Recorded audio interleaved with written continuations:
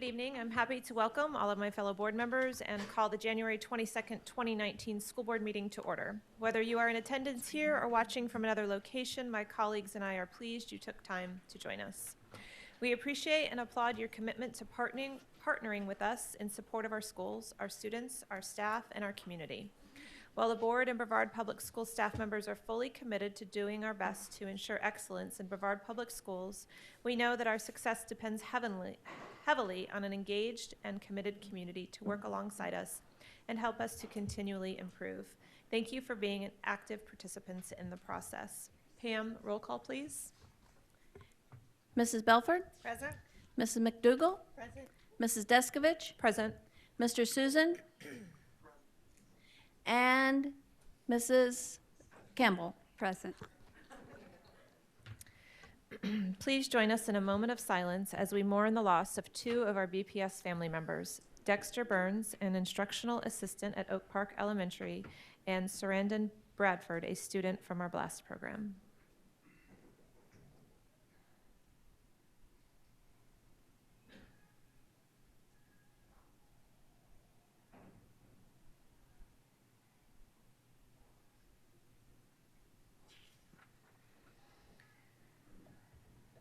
Thank you. Matt Reed, Assistant Superintendent of Government and Community Relations, will lead us in the Pledge of Allegiance.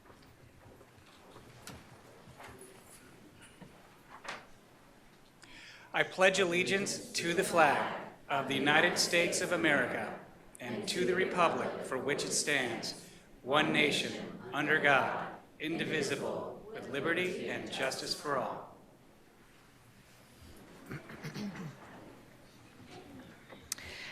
At this time, I would like to offer my fellow board members and Dr. Mullins the opportunity to recognize students, staff, or members of the community. Ms. McDougall, do you want to start? Sure. First, I was lucky enough to stop at two of my schools. One was Tropical Elementary, and I want to shout out to the teachers there. They have done a great job of bringing up their students from their academics from one semester to another. So we had not a large, but we had a significant amount of students who were in tier 2 and were not at grade level, and they have reduced that. So kudos to the staff at Tropical Elementary School. Also, I stopped at Mila, and again, kudos to that school. This is the 4th year that they have won a gold medal for their PBIS. So kudos to you all, and I look forward to meeting my other schools. Thank you. Ms. Belford? I'm going to apologize ahead of time because I have quite a few here on my list, but there's just been some really awesome stuff going on the north end, and I don't want to look over anyone. So had the great opportunity prior to our winter break to go to Coquina. Mike Kador, who many of us know, is doing a Magnus Youth Leadership program there. And it is a co-ed program. They have pulled students that have faced some challenges and maybe had some difficulty in social situations and making good choices. And they have been doing a leadership training program there. The kids were awesome. And some just heartbreaking stories of things that children are overcoming and still managing to be successful. And it was really neat because when asked, what they took away from the program, one of the things that they talked about was, if somebody says something mean to you, you don't have to get upset, you don't have to hit, you don't have to, you can just let them know that that's not an appropriate response. So lots of discussion about, how do you work through some of the challenges that we see on a daily basis. Incredible emotional intelligence being shown by those students. So I appreciated that very much. Also had the opportunity before break, our awesome team at Atlantis did Atlantis Book Day. And for those of you that are friends with me on Facebook, you probably saw that. But the, Danielle, where are you? I know you're in here.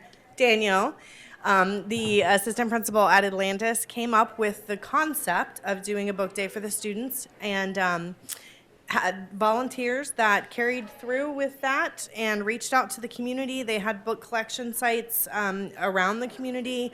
They had parents that donated books. They did a bunch of outreach. Every 750 students you guys have, roughly.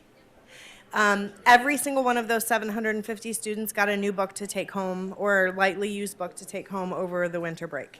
And had the opportunity to see, I think, 3 of the groups of kids come through while I was there, and the excitement on their faces was just absolutely phenomenal. Obviously, we have to do a huge thank you to our food services staff for the holiday breakfast, as well as for all of the folks that work to make that such a great event for all of the staff that was there. Also had the opportunity, Ms. Deskovich, to hand out my first Big Dreamer Award. Once we came back from break, got to go to Titusville High School and recognize Mrs. Hannon, who has been doing amazing work with the student government there, working on building school spirit and improving school culture. She has been reaching out to her fellow faculty members to try to build a sense of teamwork and delivering little gifts of appreciation and that sort of thing to the faculty members. And she also is an AP teacher and has been really, really pushing her students to make sure that they are facing rigor on a daily basis. So I was pleased to have the opportunity to recognize her. Ms. Belford, can you pause for just one Sure. second? I can't even really hear you. I wonder how we can Absolutely. get the... Who is our officer over there? Maybe they can get the noise level down. There's plenty of seats in the middle if people want to come over. Major Walters, can you see if you can get them to quiet down a little, just so we can conduct our business, please? Or I can't see the officer that's over there.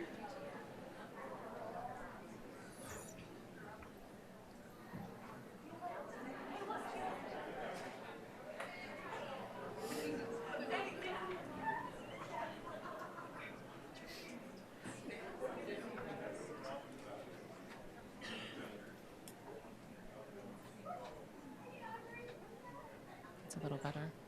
Better? Okay. Also want to say thank you to our Brevard legislative delegation who took time out of their very busy schedule to have a meeting with us. Go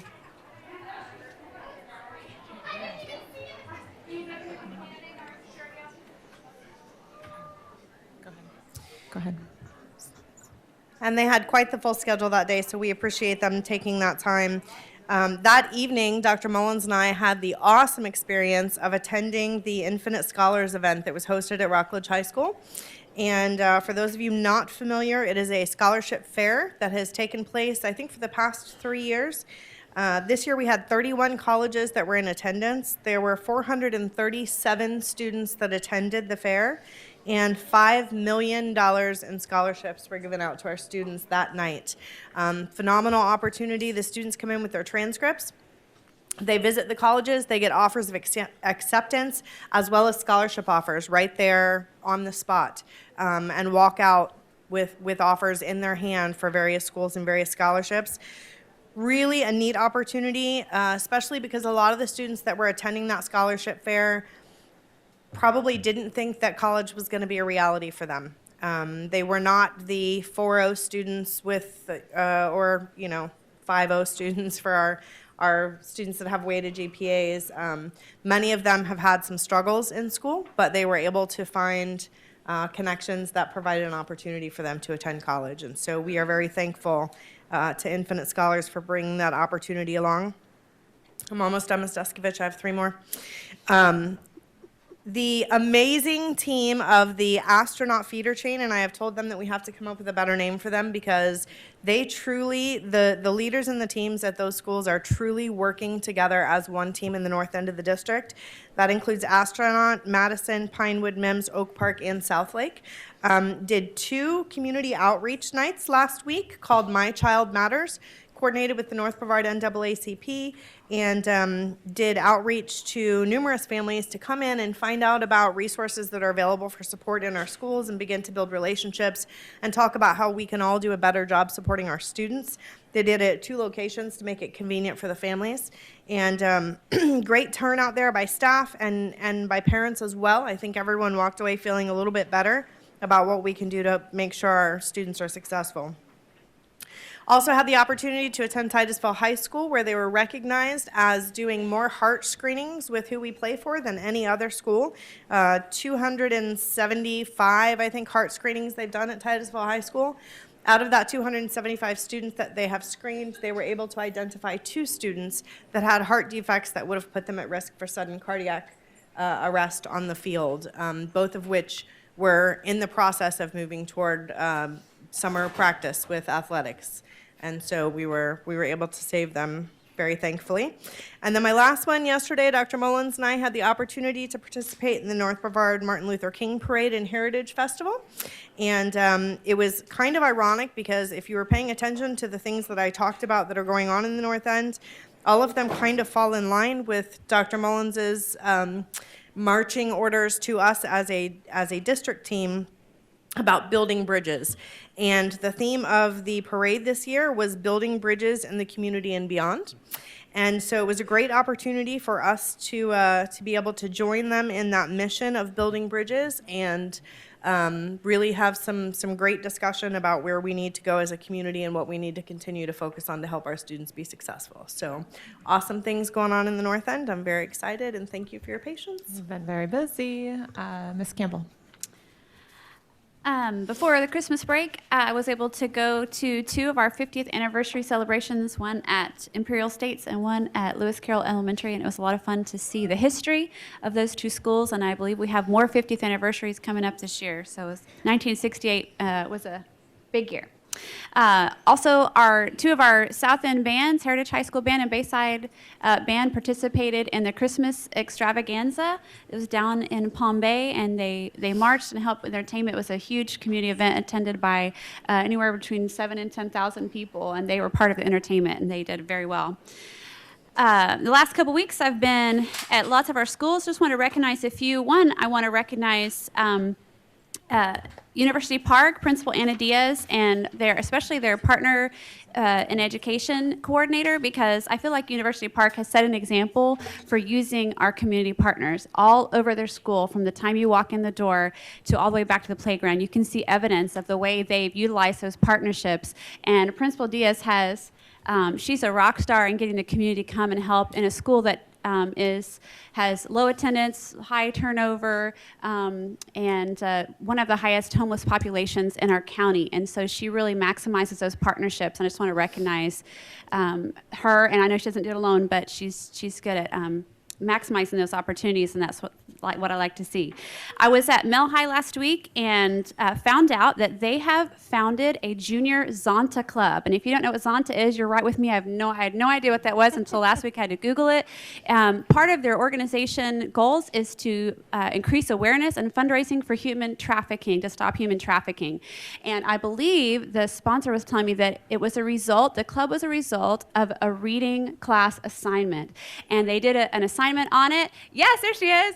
And said the students were so interested and got so passionate about the issue of human trafficking and the awareness of it that they decided to form their own club. And so now they have a Junior Zonta Club. They're going to be doing an event coming up soon where they're going to be coordinating with Sheriff Ivey and the Bikers Against Trafficking are going to be coming. And so just to increase awareness on the campus, so our high school students are aware of these are things that are going on around. And I believe there's a fundraising aspect of it too that the clubs do. So great job, and a way to get our students involved and let it be student initiated is even more fun. So. And the final thing I wanted to share tonight is that Love Brevard, which is a coordination of many nonprofits in our area, is going to be taking on, they have done the last couple years projects in our district. They're going to be taking on 2 schools. The project's already in the works, and so there's going to be 2 work days, one at the end of February and one at the beginning of March, where our community is going to be coming into our schools, doing beautification projects, doing cleaning projects, and the 2 schools they're going to be working on this year are going to be Jupiter Elementary down in Palm Bay and then Emma Jewell up in Cocoa. And so it was really exciting to get to sit on one of those planning meetings and with Christy Stewart, who's the head of Love Inc., and looking forward to what they're going to be able to do to make sure that our students have an even better place to learn, and that our teachers feel appreciated down there in the Jupiter end, in my end too. So really excited to see what Love Brevard is going to do in the next few months. Thank you, Ms. Campbell. Mr. Susan is on via call tonight. Am I allowed to share that? Okay.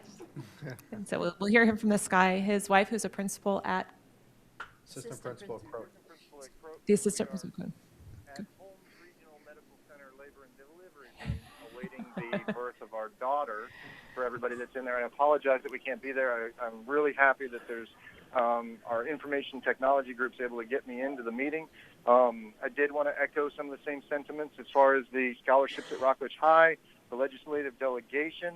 A lot of really good things going on out there. I did want to do a shout out to Kenny Johnson from Palm Bay, the city of Palm Bay, who has taken it upon himself to run with the jobs program that we had, hire kids from the city of Palm Bay along with a variety of other actual businesses down there that are going to start employing a lot of our kids and driving that program. I did want to do a shout out to Dr. Mullins for visiting Creel Elementary and Mrs. Gommond. Some amazing things in her first year as a principal there. We're seeing a lot of positive results coming back from all of the teachers and staff, how happy they are with some of the changes that they're making and some of the direction that's going on there. I also wanted to say thank you to Harris for their attendance at Johnson Middle School on Friday, where they had a huge STEM event, which they fund in 3 of our other schools also.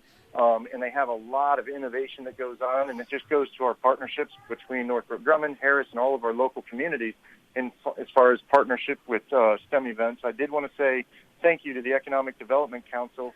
They have fostered a certified production technician program that now has over 300 students, former students from Brevard Public Schools that have gotten jobs in manufacturing through scholarships through the Economic Development Council for what's known as a certified production technician. And then lastly, I did want to say, don't forget tomorrow's ABC Awards. There's going to be a great number of people that are going to be in there, the best and brightest from our school system, and I look forward to seeing everybody there. Thank you, Ms.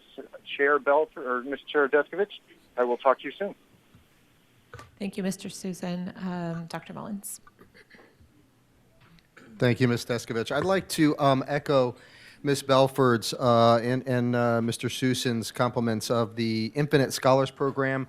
Michael Cador, who has been is really a Brevard homegrown and just an exemplary leader in our community who just continues gives back. And he became aware of the Infinite Scholars Program through a connection and said, we need this in Brevard, and he helped make that happen. Mr. Cador also leads the Magnus Dads program at Palm Bay Elementary School. Had the opportunity to visit with them. They meet, I think, every month and come together as dads, how they can support their kids and how they can support the school over the winter break. They came in on a Saturday, spent half a Saturday and pressure washed virtually the whole school and really got it looking sharp for the kids when they came back. So just a genuine appreciation for Michael Cador and his community leadership. Also had an opportunity to visit the Brevard Hispanic Center. Javier Molinares, another just an amazing community leader. He wanted to do something for individuals where English was not their first language and had come to the United States particularly with training and skills and certifications and education, but because of the English language challenge and struggle was not being able to take advantage of those skills. So he developed the ELI program, English Language Integration Program, through the Brevard Hispanic Center, has helped hundreds of individuals improve their language skills, their communication skills, and they've been able to put those skills back to work and provide for their families. So thank you to Javier and also Erica Morris, who is the ESOL teacher at the Hispanic Center. And met with SGA, Student Government Association student presidents, I think last week. And just great examples of student leaders. They're continuing to work on their legislative platform of state support to adequately educate the community on the dangers of vaping, and just proud of them for continuing to bring together their student voice. And Mr. Reed is supporting them. Dr. Sullivan, Miss Moore have been fantastic to support our kids to develop that platform. Today, I got to spend a short amount of time with the student ambassadors from Croton Elementary School. Just fantastic third, fourth, fifth, sixth grade students. They were here learning about government. They were across the street learning about government. They had the opportunity to share. Ms. Susan, the assistant principal, has led them through the process of developing action plans to bring improvements to their schools, ideas about a peer mentoring program, ideas about learning additional languages with students, and wanting to not just start something, but lead something in their schools, and just a great example. Finally, I'd like to recognize the Office of Budget Accounting, Cost Accounting, and FTE and Financial Services. They received the 2018-19 Meritorious Budget Award from the Association of School Business Officials International. This is actually the 11th time the office has received the reward, so congratulations to Karen Strickland and her entire team for their continued success in budget reporting. Thank you. Thank you, Dr. Mullins. I just have a couple. I'll be brief. Just want to reiterate our legislative delegation for meeting with us as a school board and going over each of our legislative priorities. I was really impressed with how they were willing to listen and learn some of the challenges that we are facing, and how they were willing to take a little bit of ownership of some of the things on our legislative agenda. So thank you to our current Brevard delegation. I also want to give a shout out to Ms. Sanchez at Riviera Elementary School. As part of my Deskovich duty day, I wouldn't call it worked. I kind of shadowed her more than they left me to my own as an IA, that she works as an IA at Riviera Elementary School with students that are learning English. And it was challenging, but I sure enjoyed it. These students, the first set of students were 5 students at a table that spoke 5 different languages, and trying to do vocab with them in English was fun and challenging, but the students are excited to learn and engaged. I was able throughout the day to shadow some other IAs, and it was a great experience. So I want to thank Riviera Elementary School, for the administration for allowing me there, and for those that took me under their wing and helped me to learn a little bit more about their job. I will be on Thursday at Palm Bay High working as an IT tech, so we will see how that goes. Also, we want to give a thanks to, I know it's a while ago now, but we haven't had a board meeting since then, the Cocoa Beach Chamber, who helped sponsor our board and cabinet retreat in December. And that's what I've got, so we'll get back to the meeting. This brings us to the adoption of the agenda. Dr. Mullins. Ms. Deskovich and members of the board, on this evening's agenda, we have administrative staff recommendations, 1 presentation, 31 consent items, 6 action items, which include public hearings on the 2018-19 Student Progression Plan and a public hearing on attendance boundary changes. There are also 2 information items. You also have the yellow supplemental agenda, which are changes made to the agenda since being released to the public on Tuesday, January 15th, 2019. Item A7 on administrative staff recommendations has received a revision. Item F11 on student expulsions. Item F24 on field trip to Houston, Texas. Item F36 on educational impact fees, and items G41 on purchasing solicitations and G42 on department school-initiated agreements also received revisions. Would anyone like to make a motion? Move to approve. Second. Is there any discussion? Please vote.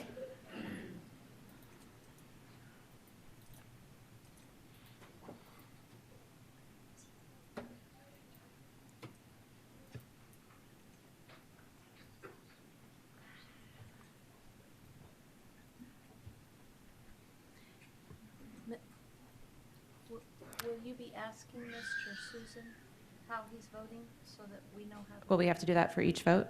I think, yes. Okay. Mr. Susan? Thank you. Motion passes 5-0. Dr. Mullins, will you please let us know about the administrative staff recommendations? Yes, there are 7 persons on this agenda item for the board to consider.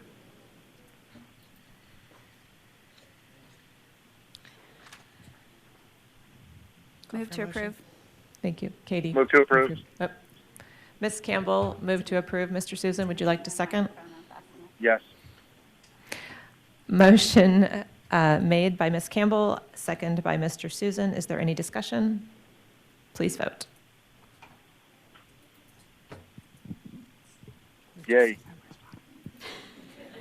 This is good.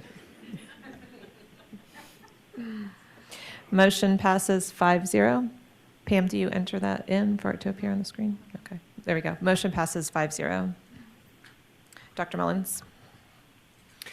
I'll start by asking you to please join in recognizing Jean Bartleson on her upcoming retirement at the end of June. I want to thank Ms. Bartleson for all that you have done for our students, our staff, and our community.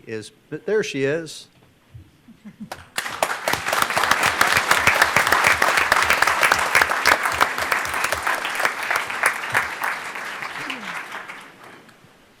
Thank you, Dr. Mullins.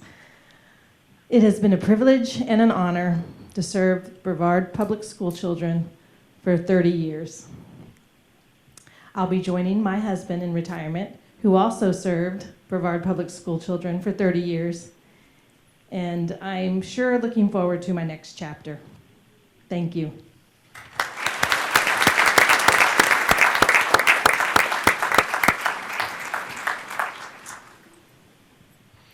I'd like to congratulate Brittany Paulsthwaite. I'm thinking I didn't get that right. Prostlthwaite.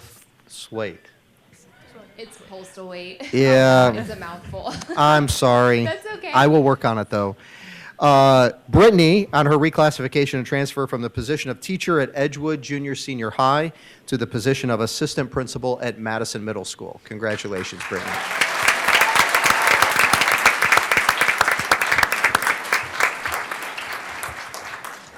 I just wanted to say thank you to the board, Dr. Mullins and Dr. Sullivan, for approving my appointment. I'm very excited to continue to serve BPS now as an administrator. I'm very thankful to Mr. Flora and Ms. Griswold, my new admin team. I'm so excited to come work at Madison with you guys. Ms. Ingrata, my guiding force in life, thank you so much for helping mold me into the leader and educator that I am. I couldn't have done it without you. And my wonderful husband and my parents for your constant support. I really appreciate it. I am a product of Brevard Public Schools. I attended elementary, middle, and high school here, so I'm really excited to serve as an administrator, and I really look forward to the work that's to come. So thank you.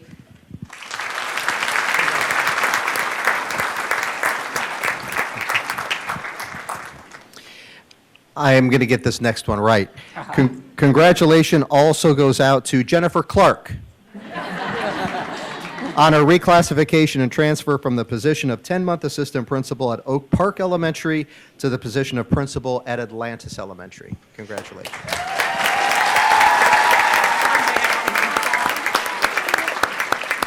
Thank you, Dr. Mullins, and thank you, board. I want to thank Ms. Klein for guiding me and leading me and helping me in every step of this way. And there are so many other people that I know I won't mention tonight, but Mrs. Mulcrone and Mrs. Brockwell have been principals that have led me to be the leader that I'm confident I can be. My family has been my rock and support, and I couldn't do this without them. And my Atlantis family, oh my goodness, I'm overwhelmed by the support that they've shown me. Just this morning, they said, we don't shake hands, we hug. And it was just a wonderful welcome, and I appreciate everyone coming to support me. And I'm so excited to be a Rocket, so thank you.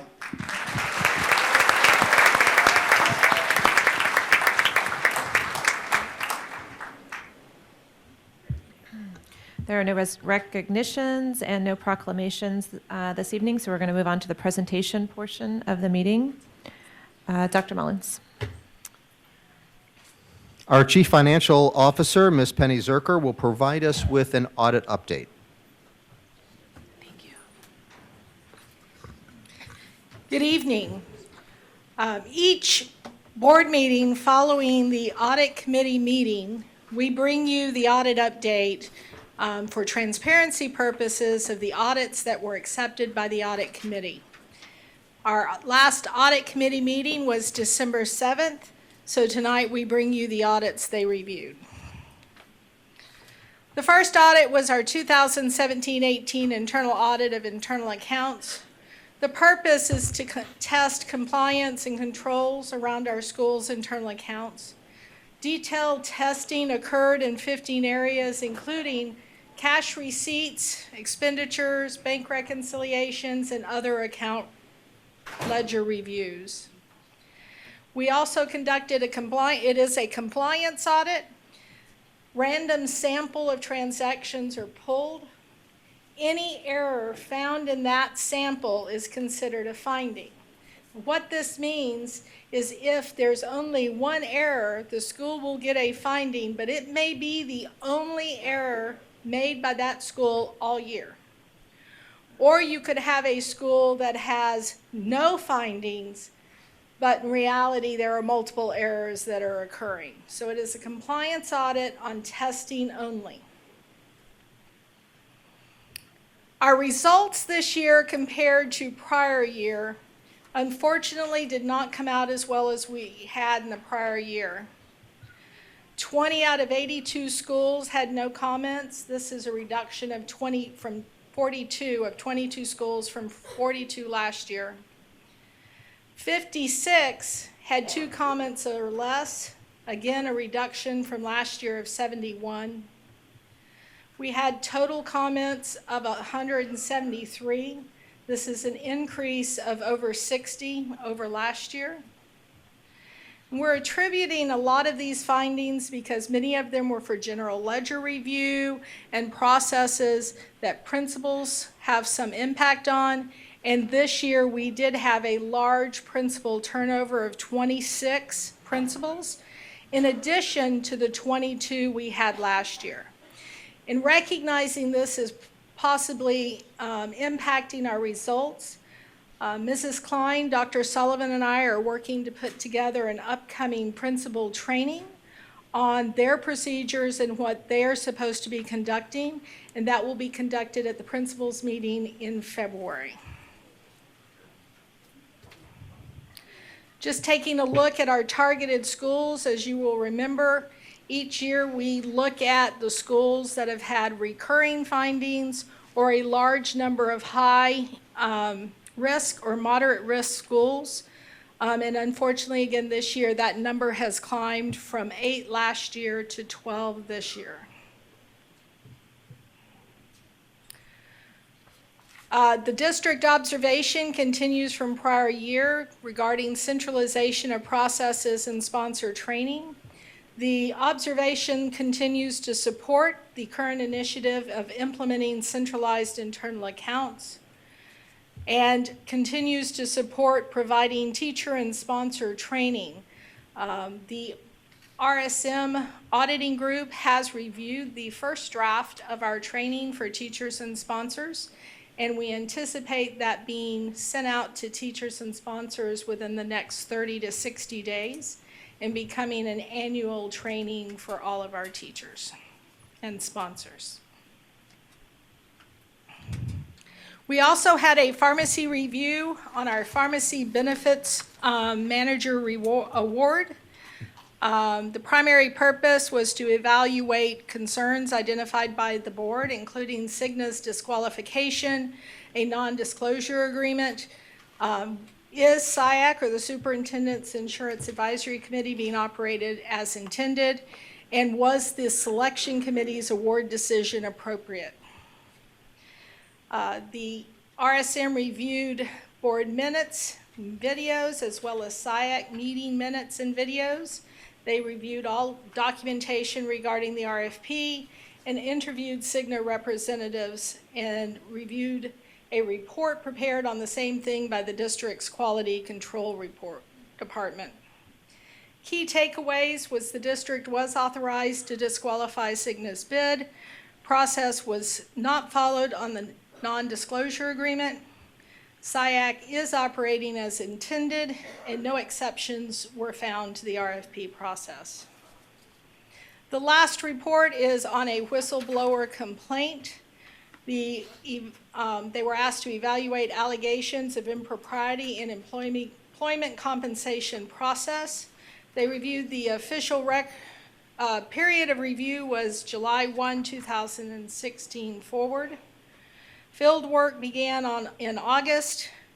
They reviewed documentation of human resources, interviewed with the whistleblower, school board attorney, chief financial officer, deputy superintendent of HR, chief information. I apologize. Back up. They also looked at system data from educational technology and did continuous updates with the superintendent with a final exit on September 21st. The conclusion, all 21 salary adjustment actions had a properly documented reclassification transfer form. The allegation is validated for one of 21 employees listed in complaint and retaliate in relation to the following policies and procedures. Of the 2 adjustments not reported to the board, one was human error and one was not approved by the board or superintendent. And 19 adjustments reported to the board, 17 were reported after the salary adjustment was made.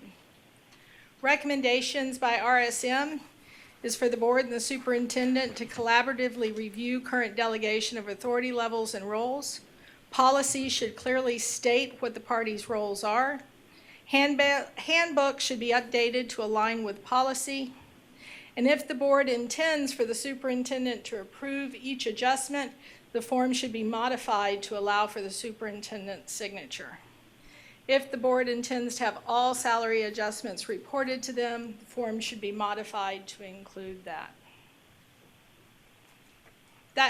If anyone has any additional questions on any of the reports, they may contact my office. The agenda does also have copies of the reports. Does the board have any questions? Thank you, Ms. Sarkar.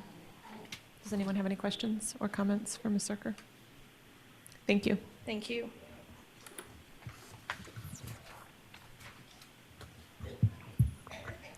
We are now to the public comments portion of our meeting. Those School Board Policy 0169.1 limits to 30 minutes the portion of the meeting which the public is invited to participate and provide public comment. The policy further provides that this time limit may be extended by vote of the board. We have 17 speakers signed up this evening on a variety of topics. Would the board like to consider hearing all 17 at the same time? So moved. Second. Please vote verbally. All in favor? Aye. Aye. Any opposed? Motion passes 5-0. So we will go ahead and hear from all 17 speakers now. Each speaker is limited to 3 minutes. We have a clock in front of me to help you keep track of time. When your time is over, you will be asked to stop and allow the next speaker his or her turn. Always keep in mind that reasonable decorum is expected at all times, and your statement should be directed to the board chairman. The chairman may interrupt, warn, or terminate a participant's statement when time is up. Personally directed, abusive, obscene, or irrelevant. Should an individual not observe proper etiquette, the chairman may request the individual leave the meeting. Let's all encourage an environment appropriate for our children who may be present or watching from home. Let's begin with the first 3 speakers. We have Anthony Colucci, Andrew Spar, and Carol Garankas.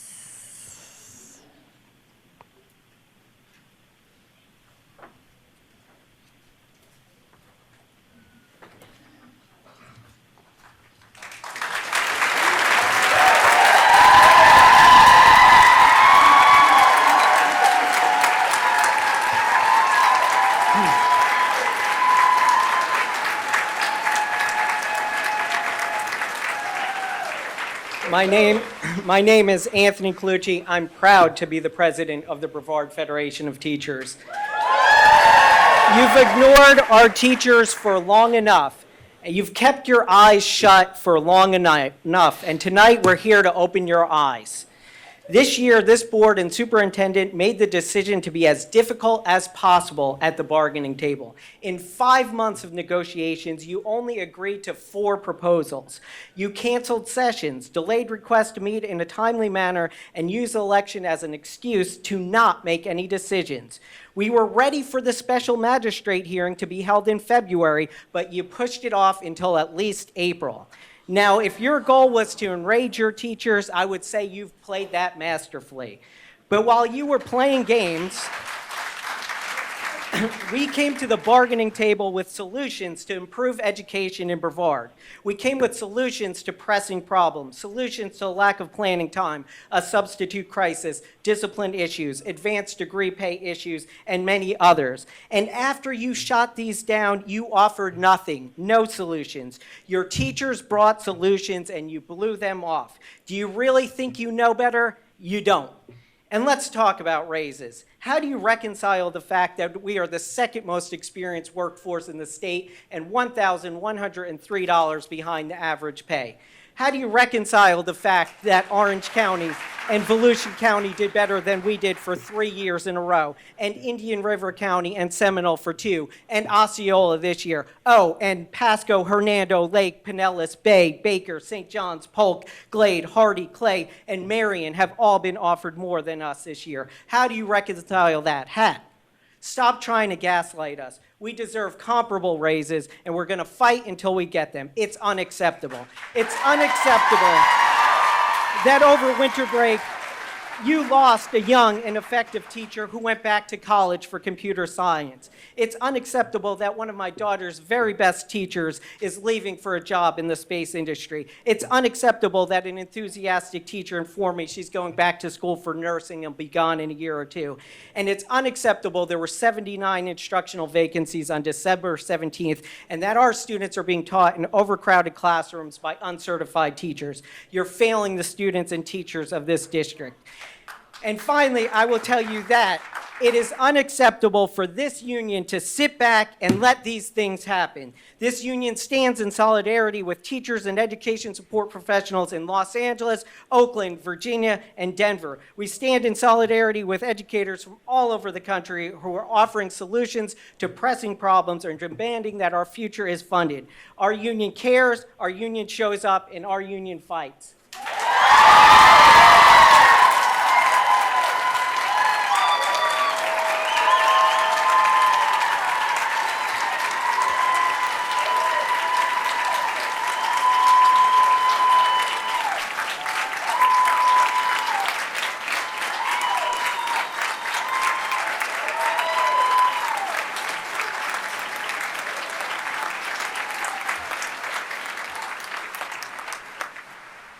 Thank you, Mr. Colucci. Andrew Spar. Yes, good evening, Madam Chair, board members, Superintendent. My name is Andrew Spar. I'm a music teacher from Volusia County who is currently acting as the Vice President of the Florida Education Association. I think you can see from all of the teachers in the room and support staff and supporters in the room that there is a wave occurring, not just here in Brevard County, but across this country. You know, there's no doubt that the state of Florida has not stepped up and done what is necessary to fund our public schools. But you control the priorities here in Brevard County.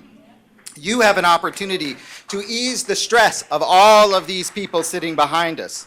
You can agree to reduce the number of meetings, the number of professional development trainings they're required to sit in. You can increase the amount of time they have for planning. You can give them more control of their classroom and the decisions that are made day in and day out. What you're seeing in LA, in what you saw in West Virginia, and in Oklahoma, and in Kansas, and in Arizona, and what you're seeing happening now in Florida, starting here in Brevard County, is that educators want a say in what goes on in the classroom. They want the ability to do what they are trained to do. No other profession suffers like educators. In the fact that educators are so often underappreciated, not just underpaid, but underappreciated, underrespected. No other profession do people come in and say, do it this way and only this way. In fact, I guarantee you that no one in this room would teach their class that way, because we talk about differentiated instruction. We talk about meeting the needs of every child, but then we hamstring the people behind us. So I'm asking you to step up and to break the mold and to be first in the state to actually support the teachers who are here. Thank you.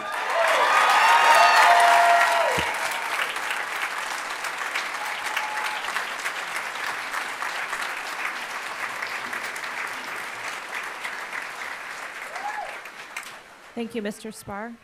Carol, your last name? Goranskas. Goranskas. Go ahead, please. Good evening. My name is Carol Goranskas, and I'm an education staff professional from St. Johns County, and I'm currently the Florida Education Association Secretary-Treasurer. I'm here today to speak in support of the educators of Brevard County. Picture this, if you would, and tell me what is wrong with it. An educator who wants to change the world because in 5th grade, she had an incredible teacher who said, "I know one day you will be an amazing teacher." That dream was created, the student worked hard, went to a good school, received a bachelor's in education, and then a master's in science. Now, 24 years later, she's got a teaching certificate in hand, a financial burden that will take more than 20 years to pay off. That would be an educator who wants to come home to Brevard County, to give back to her community, to be that teacher who will inspire a future generation of successful educators, electricians, doctors, or engineers. The salary isn't enough to cover the bills, so a second job was necessary, and a third on weekends. The master's degree in science doesn't garnish more pay in Brevard because you are teaching math this year, so they don't align with district policy. You can start the night shift at 6.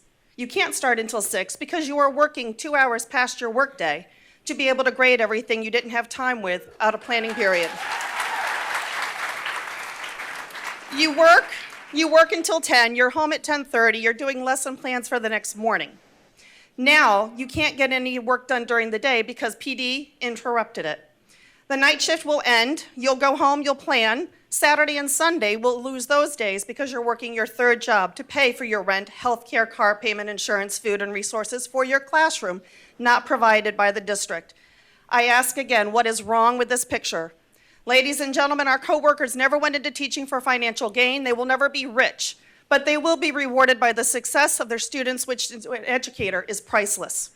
All they ask in return is to be respected for the work they do, to be paid a fair wage that allows for home ownership in their community. They ask for working conditions that are humane, like air conditioning in 90-degree weather. They ask for your support. They want to come to school every day knowing 2 things. Their job allows them to be financially responsible for their families and to make a difference in the life of a child. I strongly urge you to go back to the table and look at those educators in the face and tell them you value their commitment to the children in Brevard. You value their commitment and have returned home to be successful in your community, like your newly appointed assistant principal who has taught, gone to school, and is now being rewarded as an AP. Give them that respect, we ask.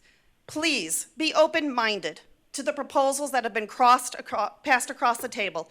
Each of you owe it to that 5th grader who one day may want to become an educator and return to Brevard County. Thank you.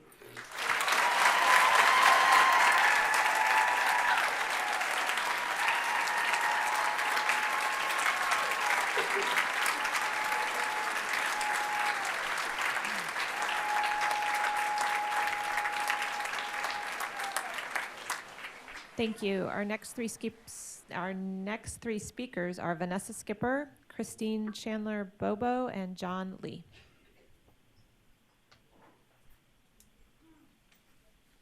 Good evening, Dr. Mullins, members of the board, and to all of my colleagues in the audience. I want to start out by reminding you guys all of something that I reminded you of a few board meetings ago, since you will be celebrating the next Teacher of the Year tomorrow. Both Anthony and Colucci and myself were finalists for Brevard Public Schools Teacher of the Year. We are among the best of the best, and we chose to come out of our classrooms, which I miss dearly, and I miss my students dearly, because we believe in this work. I come here meeting after meeting after meeting, and I sign up for my public comment, and I take my 3 minutes, and I bring you research. And I ask you and I implore you on the behalf of all of my colleagues in this crowd, who I am proud to speak for. And I don't know if their voices are being heard, because I keep having to come back and ask for the same things. Air conditioning, a competitive pay increase. We're not asking for the moon. We know that public education is suffering around the country, but we deserve a competitive raise that keeps up with our contiguous and comparable counties. Also, I am sick of the word choice that gets thrown around like we don't know what it means. I had the opportunity to visit Southlake Elementary, our newest choice school in Titusville, and what an amazing tech lab they have there. What if every public school in Brevard County looked like our best public school? You can't say that we need choice if we're not serving every student with excellence as a standard. What if there was an amazing, beautiful tech lab like that at Endeavor and at University Park and at all the schools that serve our lowest and our most disadvantaged students? We shouldn't talk about diverting public taxpayer funds to other schools if we have not made every public school in our county look like the best public schools. The students I served in my classroom at the Title I school, Cocoa High School, and at Andrew Jackson Middle School in Titusville deserve to have the best, just like any other school in this county. Also, the idea that going to schools and handing pens to teachers and smiling with them and posting it all over social media does not make a difference for the teacher who just got her picture plastered all over social media and celebrated, but she can't be here because she's 51 years old and just had to take a job waitressing. That is unacceptable. Yes, I am angry and I am passionate, but it's because I've made these requests. I've brought solutions, and my cries are falling on deaf ears. Please, help your teachers. Thank you, Ms. Skipper.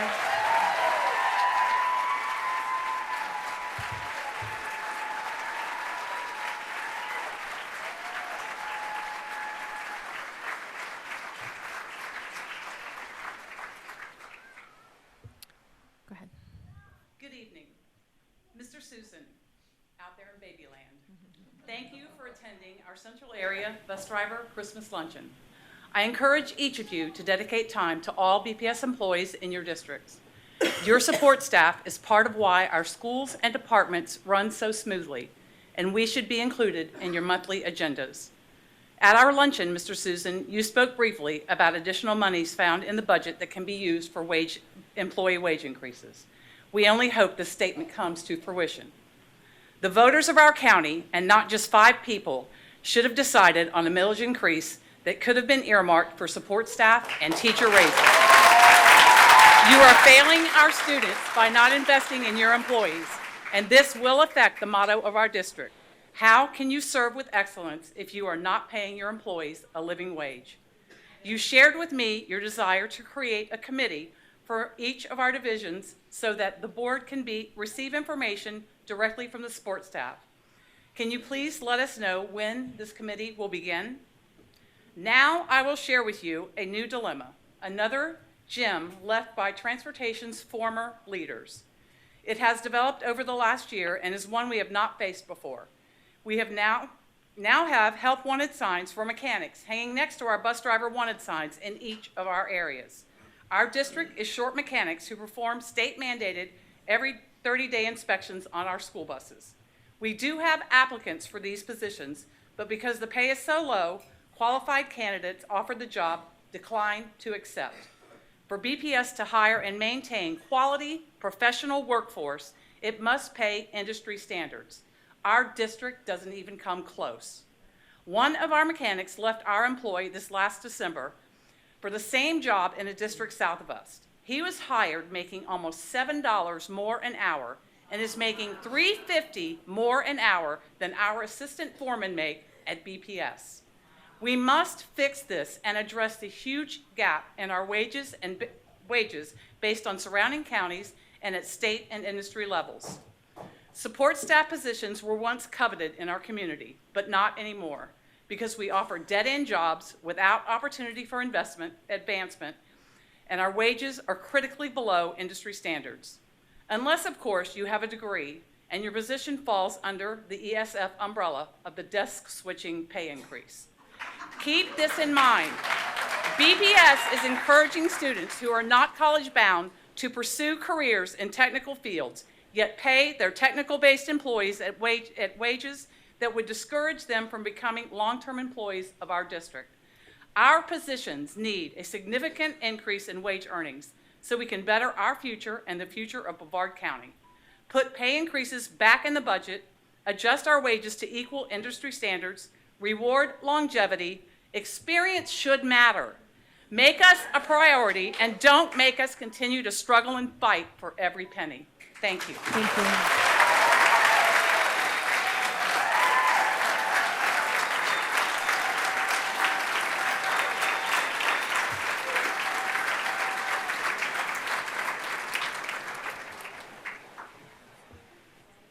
Mr. Lee.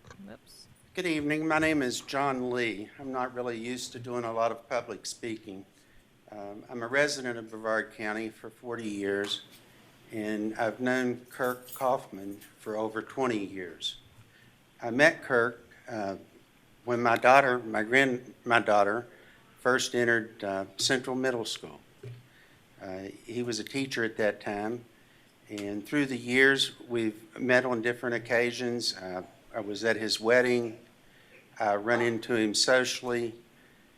The reason I'm here is to give my support as a mental health counselor that worked here in this county for over 25 years for one of your teachers that I think has done an excellent job in mentoring young men and being able to encourage them to go on to show respect towards his authority figures. In every occurrence that I've ever been with Kurt, he's been respectful, he's been law-abiding, he's just an ideal citizen, and he's a teacher here in Brevard County. I agree with everything these teachers are talking about. I'm ashamed as a voter that this is going on, all of this. This guy has given his life to this county, and here he's up for termination over something that should have been thrown out. That's all I have to say. Thank you, Mr. Lee.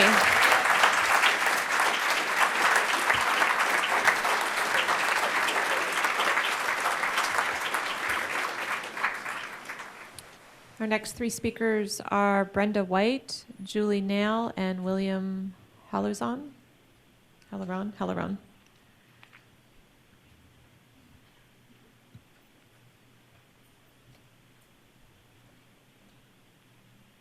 Hello, Madam Chairman and Board. My name is Brenda White.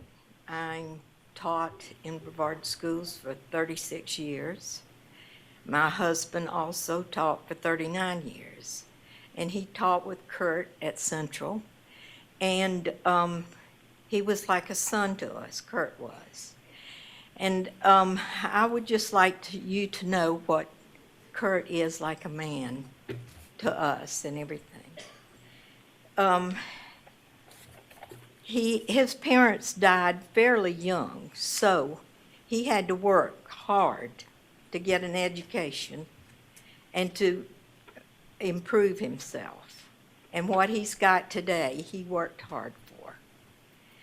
And also, he was as a father, he took in a toddler. He was not his biological father, but he raised him to be an outstanding young man who is very polite, respectful, and kind. He's the kind of young man that all of us would like to have as a son or have in our classrooms.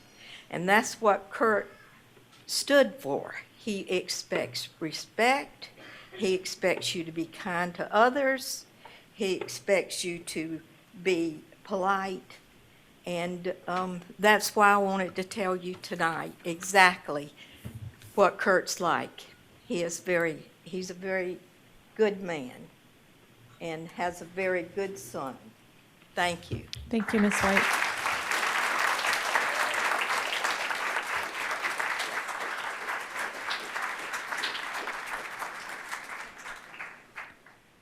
Julie Nail.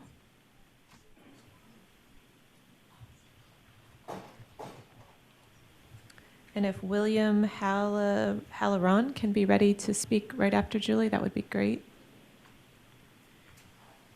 Dadgum, I think she took my notes. What I was going to say, basically, is Kurt is one of the finest men I've ever known. I knew him from the time he was a baby, and he had his legs in casts, getting things straightened out. I knew him as a child, and then as a young teenager thing. Kurt has always surmounted all the difficulties as he's been faced, and he's had a lot. His father died as a result from burns that he sustained, saving other people from a facility fire up at Patrick Air Force Base. Kurt was very young. It was before I think he was just graduating from high school then. Then he lost his mom. He's put himself through college. He's been a wonderful man. He has stood up and helped family, friends, students. He would do anything for anyone. I am certain that nothing he has done would be inappropriate. That's basically all I've got to say.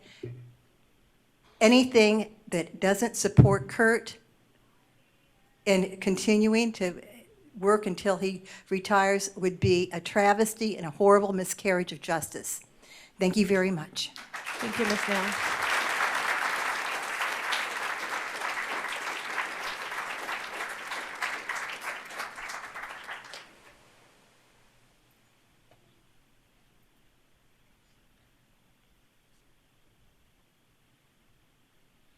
Hi, my name's William Holler, and I'm here to support Kurt Kaufman.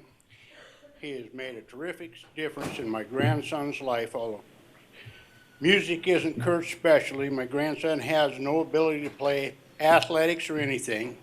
He's an educator. He's got the boy playing violin and doing terrific. More weekends than not, you will find Kurt at most charitable events. I would hope that we could do what we could to keep him in this community. It would be a terrific loss to the community and the students if we were allowed an educator of his quality to slip out of here. I wish to thank the board and the assembly for their time. Thank you, sir.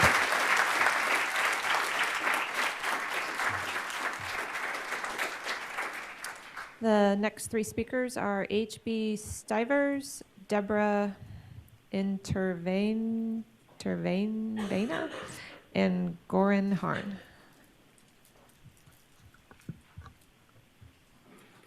Good evening, Mr. Superintendent, members of the board. My name is H.B. Stivers. I'm an attorney from Tallahassee with Levine and Stivers, and we represent Mr. Kaufman. We're here to ask the board to make a decision, but to make a decision when it has all of the facts, when it has conducted an investigation into what actually occurred. I think this is a standard case of what the board has been presented of, in this case, a he said versus he said. Nothing has been verified. This is a chance for the board to support one teacher, but also to support all of the teachers, because teaching is hard for these people. And if the board takes this action against a teacher under the circumstances that Mr. Kaufman has, every teacher now is going to be on pins and needles even more than they are already, and that one student can come forward and make an allegation that apparently there are no witnesses to, nobody else has brought charges against him, yet the school district the superintendent has recommended to the board to terminate him based off of an unsubstantiated allegation from a student. No witnesses, there's no videotape, there's no smoking gun. It's literally a he said versus he said situation.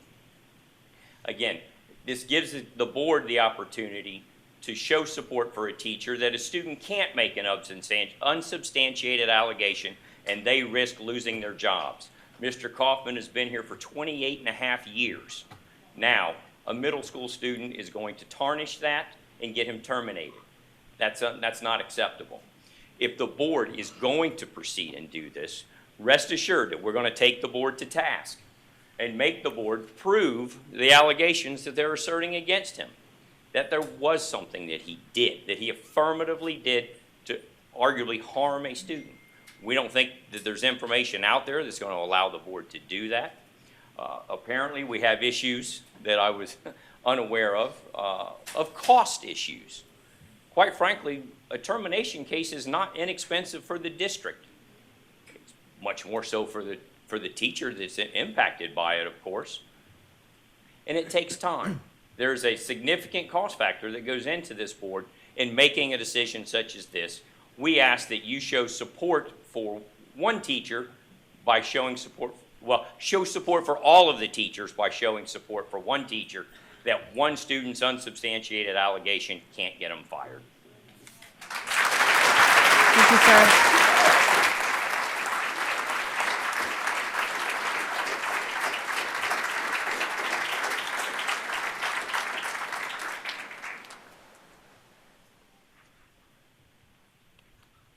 Deborah?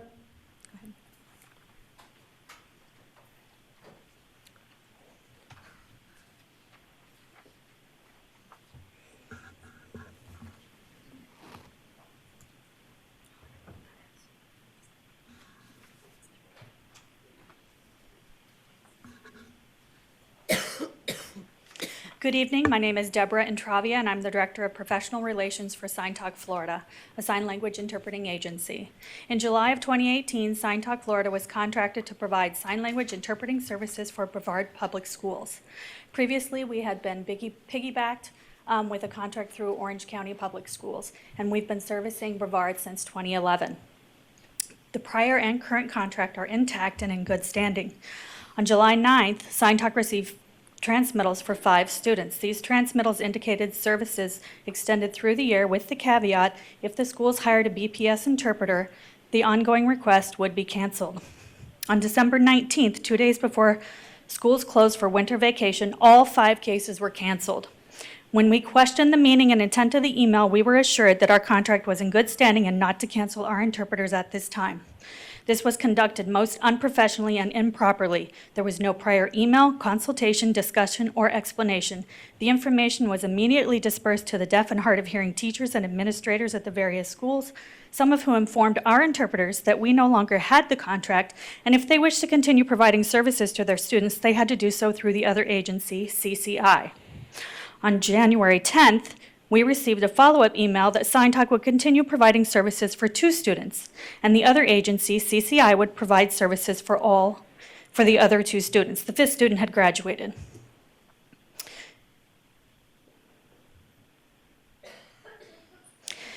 In speaking with our interpreters, we learned that CCI has been pursuing them for weeks, trying to persuade them to change agencies and provide the services through them. In fact, CCI could not provide their own interpreters, even to the 2 cases transferred to them. Our minimal research has revealed that this agency has no prior experience in sign language. They are primarily Spanish interpreting, and it is run by a sole proprietor. We believe there are irregularities with this vendor, such as pricing for the classroom interpreting was not listed in the contract. They have insufficient number of their own sign language interpreters, as was required in the contract, and have been working aggressively to recruit ours to cover these cases. This event created irreparable havoc, with rumors spreading regarding our standing with the Brevard Public Schools. We are requesting for immediate reinstatement of the 2 cases to our agency while there is an investigation as to why the cases were transferred and the total unprofessionalism of the process by which it was done. We are also requesting an investigation as to whether the award of the contract to CCI was proper or in violation of standards. It is our hope to continue working with Brevard County and providing the students and administration with the highest quality of services. Thank you for your time. Thank you.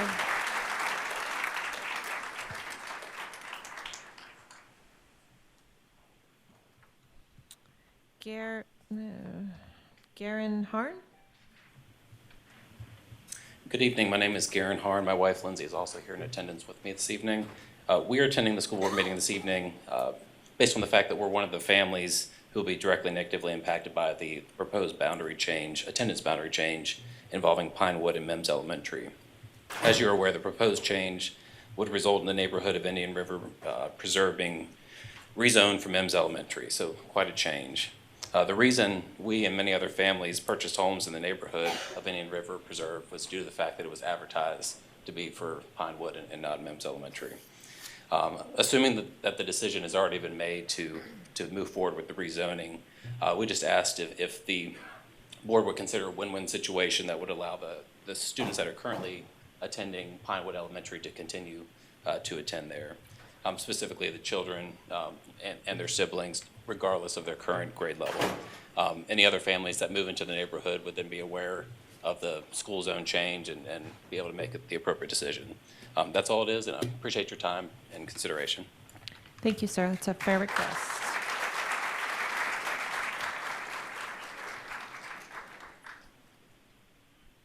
Next three speakers are Deborah Greco, Jack Platt, and Mary Morton.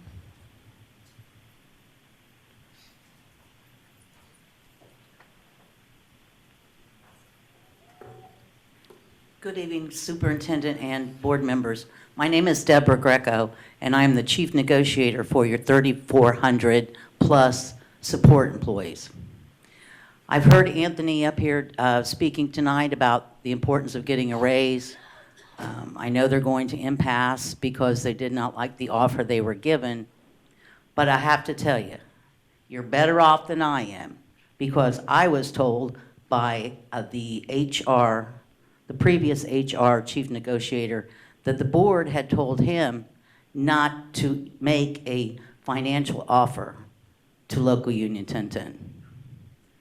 Now, I simply cannot understand that unless this goes back to several months ago when it was said by a couple of board members that, well, we just won't give a raise to support staff.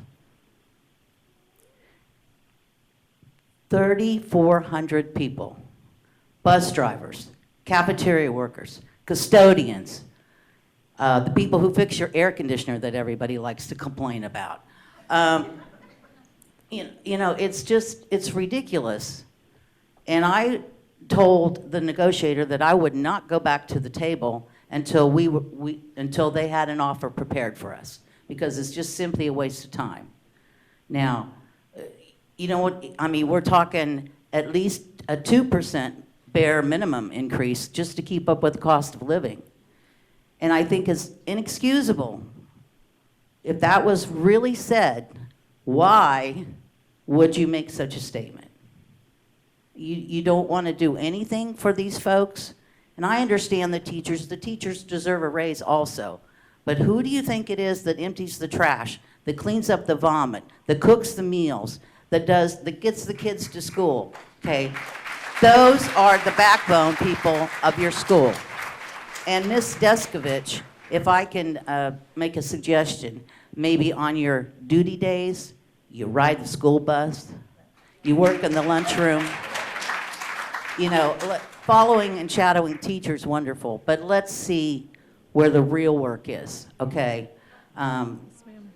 Everybody wants a raise because of what the surrounding counties have done. We've been waiting for the outcome for a compensation study, which is probably still months down the road. It's just ridiculous. And how, I can understand why you were having such a high turnover in management positions, you know, superintendent, transportation director, HR people are leaving. It's just ridiculous. And these people are making high 5 figures, 6 figures, some of them, and they're still leaving. So you need to think about the support people and do the right thing. Thank you, Ms. Greco.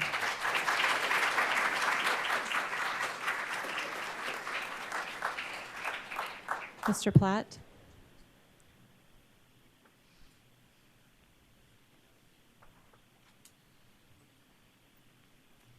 Good evening. My name is Jack Platt. I'm a local attorney. I represent Kirk Kaufman. I represented Kirk Kaufman in the criminal matter. I don't represent him anymore because, fortunately, the state did an investigation. He was arrested on October 10th, 2018. On November 29th, after an exhaustive investigation, the state attorney's office came to the conclusion that nothing had happened. Now, I want to point some of the things, and they dismissed the charges against Kirk. I want to point to some of the things they took into consideration, because despite the fact that I've been told a dozen times that I'm not going to accomplish anything, that whatever the superintendent recommends, that's what you're going to do, I don't believe that. I believe that the board's going to make a determination based on the facts surrounding this case and these allegations against Mr. Kaufman. So I want to point to some of the things that I'm hoping you received in a package when you got this case. Number one, I want to point to the first thing is the fact that this student in his statement admits violating the rules. This student admits that Central Junior High School has a rule. If you get a bell, if you are late, the bell rings, go to the dean and get a note. This student refused to do that. After Coach Kaufman told him to do that, he still refused and tried to force his way in. Now, that doesn't excuse, and I'm not saying it does, excuse any physical violence against this student, but I want to point to that now. Let's talk about the physical violence, because I agree with everything about the unsubstantiated, but it's not even unsubstantiated. It is a conflict in what he says in his note versus what the evidence shows. If you look at the photograph that you've been given, the two photographs that you've been given, and then you look at the statement is that Coach Kaufman picked me up. By the way, I've known Coach 40 years, strong man. He's 60 years old now. He ain't picking up that boy. But let me tell you something else. When you look at the picture, and I pointed this out to the superintendent, I pointed this out to Rick Morton. Look at the photograph. Ladies and gentlemen, if I'm going to pick a fella up, I'm going to grab him underneath the armpits and I'm going to pick him up. Look at where the bruise is on his chest. It is nowhere near where your hand would touch a man when you're picking him up off the ground. And make no mistake, the person who complained against Coach Kaufman is a grown man. Ladies and gentlemen, you are setting a terrible, terrible precedent if you vote to fire Coach Kaufman. There is no evidence against Coach Kaufman. There is no evidence that Coach Kaufman committed any crime, committed any act which would rise to the level of him getting fired. I hope that you will stand behind your teacher and all of your teachers, but I assure you of one thing. Me and my law firm will. When this is all said and done, this young man will be sued for defamation. We will stand behind Coach Kaufman and the teachers. Thank you.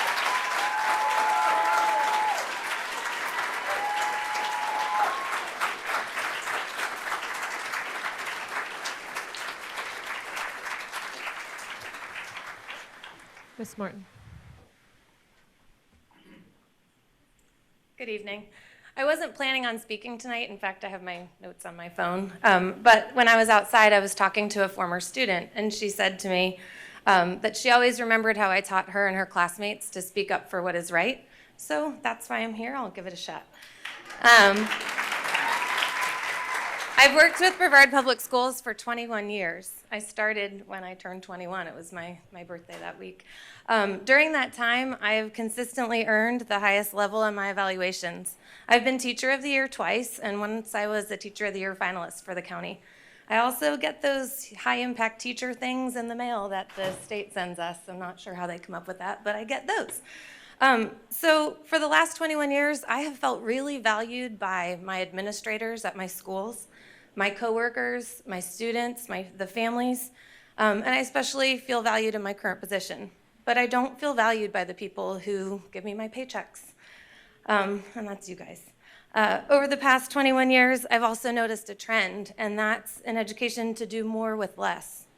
In 21 years of teaching, our schools have lost resources, we've lost teaching positions. Secondary teachers lost an entire planning period every day. It was supposed to be for 1 year. And elementary school teachers have lost planning time in order to do additional work required by MTSS and district assessments that are super lengthy and other time-consuming duties. All of these things have been taken on without any additional compensation for our time. We've taken on these increases along with more students, more needs, more directives, more disruptions, more new programs to try out, and more hoops to jump through. As a result, we've ended up with less time with our own families and a lot more stress. Because our compensation hasn't kept up with inflation and the cost of living, many of us had to take on extra jobs as well, because bill collectors don't give us more for less. We continue to do more with less because we care about our students. We love our jobs, we love working with kids, but we can't do it much longer. Teachers Teachers are leaving the positions in droves, and not many are coming in. And with over 50 current vacancies, I'm concerned that you won't be able to do more with less for much longer either. You've piled on the work, and we have not been reaping any increase in benefits. We have not seen an increase in pay that keeps up with inflation, and we're tired of not feeling valued. For years, you have asked us to do more with less. You say the money isn't there for raises, but I think it's time for you to show that you too are willing to do more with less. Thank you.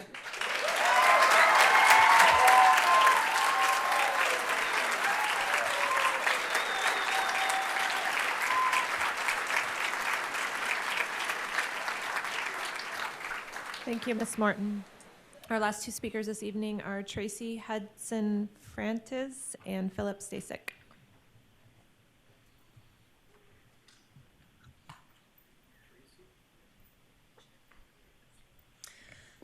Good evening, Board. I am here as twofold, actually. First and foremost, I'm a parent of 3 kids that have come through the Brevard schools. I have a sophomore and a senior presently. My oldest graduated Bayside High.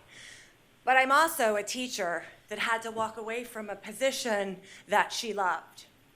And why? Because my paychecks could not raise those 3 girls adequately. I became a teacher in 2010. I was a widow of 3 girls, and I studied hard to prove to my kids that you could do anything and that you could have a job that you love. I was a really good teacher. I started in Turner Elementary, went to Meadow Lane, from Meadow Lane went to Gemini, and I loved my job. I miss my babies. I have so many previous colleagues out here right now that I truly support, and I truly don't know how they do it. I had a biweekly paycheck of $1,100. My mortgage payment was $1,200. How do you feed, clothe, and provide supplies and sports and stuff for 3 girls on that kind of a salary? I see over the years, I left probably about 4 years now, and I'm kind of glad that I left because it's not gotten better, it's only gotten worse.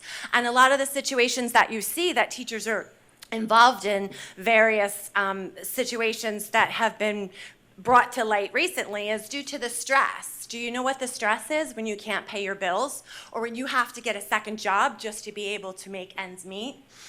I think that there's plenty of ways that you guys can creatively find opportunities to provide these teachers that desperately need not only more money, but your respect. And I look above you and it says, our mission is to serve every student with excellence as the standard. My children, actually one of my 3 children wanted to be a teacher, and I said, no, don't you dare do it. That's not serving every student with excellence. So I ask that you can reconsider and find ways to really value your teachers, because I'm one of the ones that had to walk away, and I would love to come back, but I just can't afford to. Thank you. Thank you.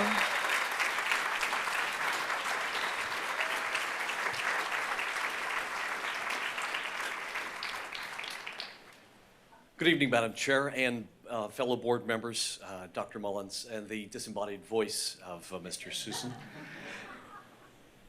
I'm Phil Stasek, speaking on behalf of the Space Coast Progressive Alliance, speaking on behalf of the teachers of Brevard County. The teachers of Brevard County are heroes, and we believe that you agree. We believe that you want to do the right thing. But it's not just about cutting up a piece of pie and trying to reassess those slices. What we really need is a bigger pie. I think everybody understands that you're trying to do the best you can with what you've got.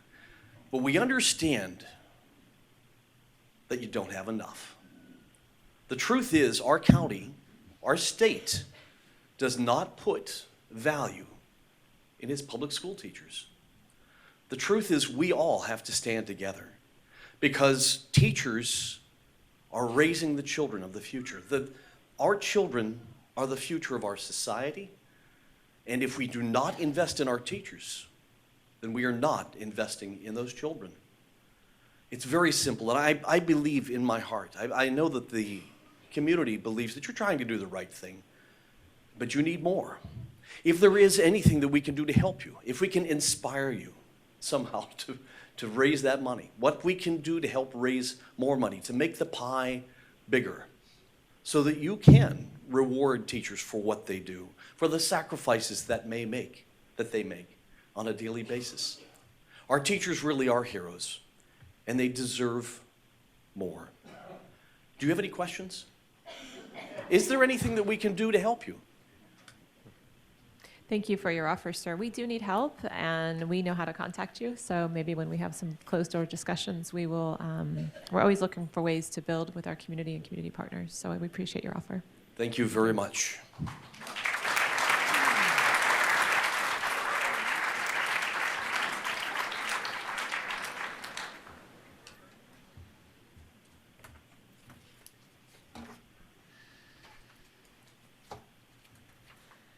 That wraps up our public comment section of our board meeting.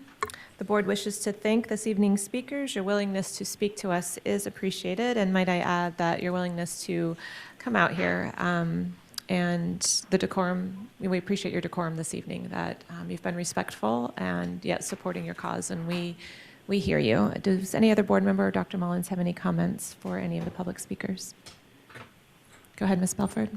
I would just like to respond to a comment that Ms. Greco made in reference to our previous negotiator. I suspect that there is some misunderstanding or miscommunication there. I can tell you that this board has not directed staff to not consider a financial offer to our support staff. If one has not come at this point, it could be a timing issue and just trying to work out the finances. But there is no one on this board that doesn't understand how incredibly important our support staff is to us.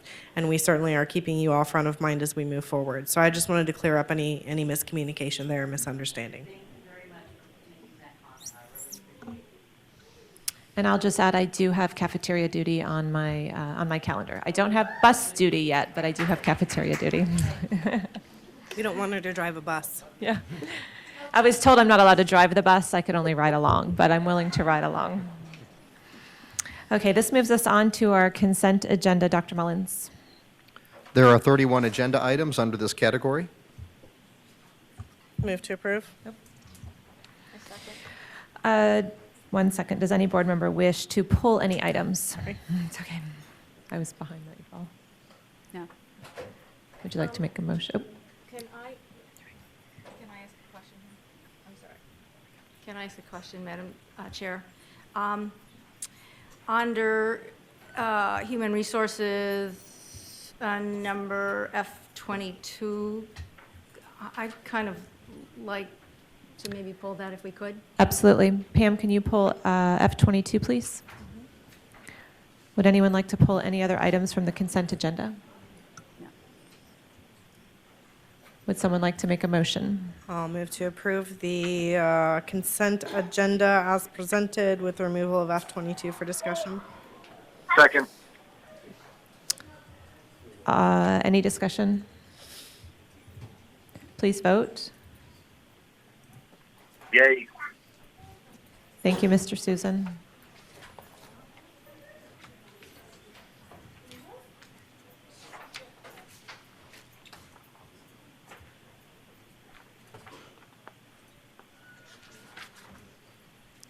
I believe the motion passes 5-0. Pam? I don't see, oh, there it is on my screen. Motion passes 5-0.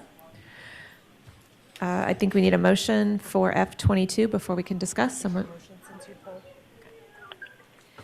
I'd like to have a motion to discuss further F22. I wonder because... Ms. McDougall, you have to motion to approve in order to discuss, even if you want to vote. It's okay.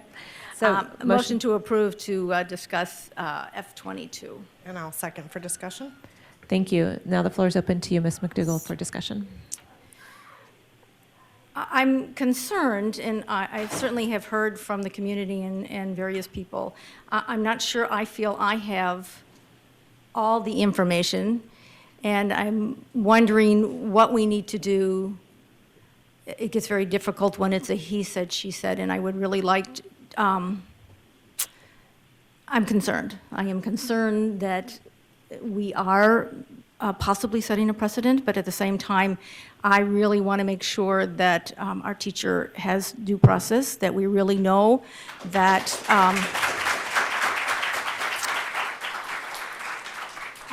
I wasn't there, no one was there, and when it's a he said, she said, it gets a little tricky on who to believe, and I want to support our teachers in the best way possible, but I also want to make sure we're doing the right thing for our students too. So I am concerned that I don't know how we prove what really happened if there is no witnesses, and if the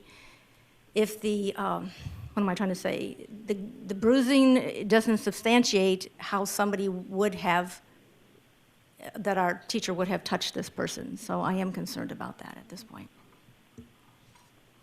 Does anyone else have a comment? Ms. Enval, I have some concerns myself. Can you tell us what our options are here? My concern is I feel like maybe I don't have all the information. Do we have an opportunity to table this? And what are our options in this situation? So the item is before you for approval, or you can decide not to approve it, or you could pull it, and you could take a look at things if you want to do that. So it's kind of up to the board how the board wishes to proceed. What are our options other than approving it this evening? We can't exactly look at all the information You right now could in this scenario. deny it, or you could table it to a definite date, the next meeting. Okay. So, Ms. McDougall, there's some Can options I- there for you. So I can amend my motion at this point? I really feel I don't have enough information, so I would like to table this until we can at least look to see if there's any further information that would help us make a better decision at this point. If you're going to table it to a definite date, you need to select a date. Okay, when's our next board meeting? Is it the 12th? 12th. I propose that we move it to the 12th to look at get more information. So you would like to move for an amendment to the motion to table it to a definite date of February 12th? That's correct. Do we have a second? Second. Second by Mr. Susan.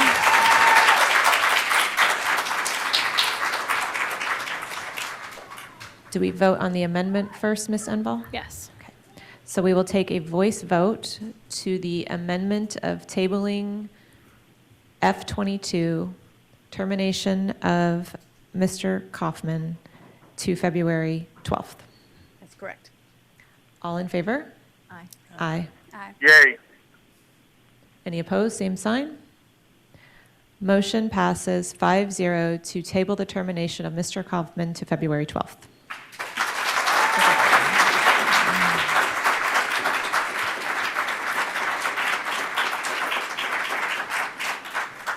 Do we need to vote on anything else with F? That was the amendment to the motion. Do we need That was to? the amendment. So now we need to vote on the Yes. termination. Yes. Okay, we are done with F22 for the evening. The amendment, the motion to, your original motion was to approve. We right? can't vote on We can't. F22 because that would cancel Right. out what we just Right. voted. So we are now on to the action agenda.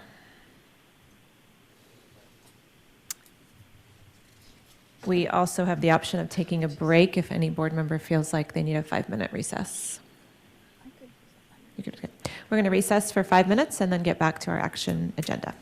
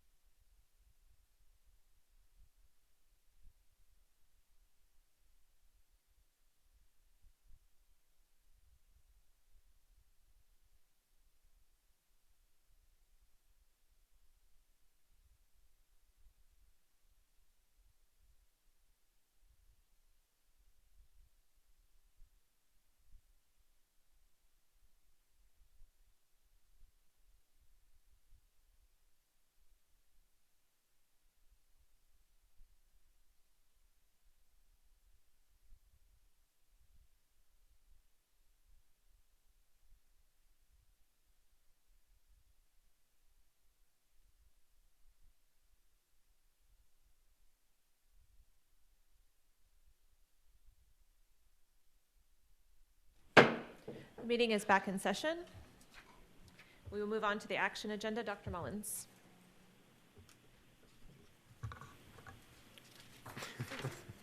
Sorry, Dr. I'm playing Mullins.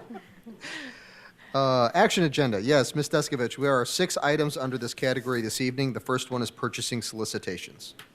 What are the wishes of the board? Move to approve. Second.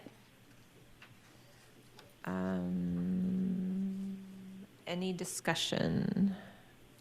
Did we approve the consent agenda? I'm looking to see if you guys can help me really quick to make sure the one got pulled. That was, is it on here still or is it gone? I didn't see Universal. Yeah, I was going to ask for clarification too. It's been pulled. It's been pulled. Wait, is it? It still says it's on there, but I took it off. Which one?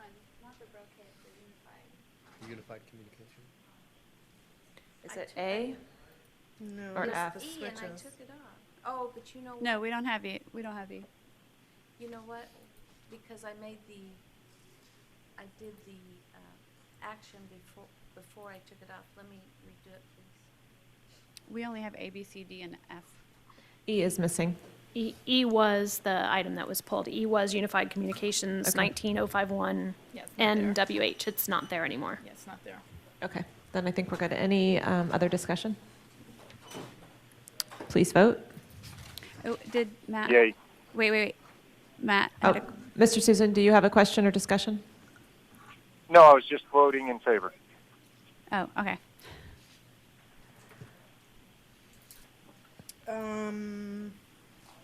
We do have, Pam, we do have on the write-up for the item, so the attachment is not included for E, but on the write-up, which is what we're actually voting on, E is still included there.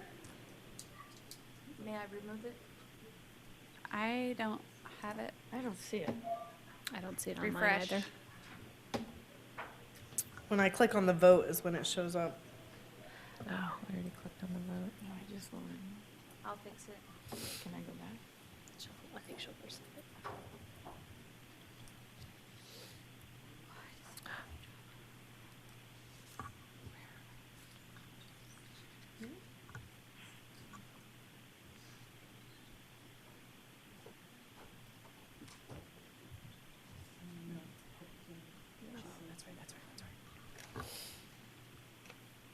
Still there.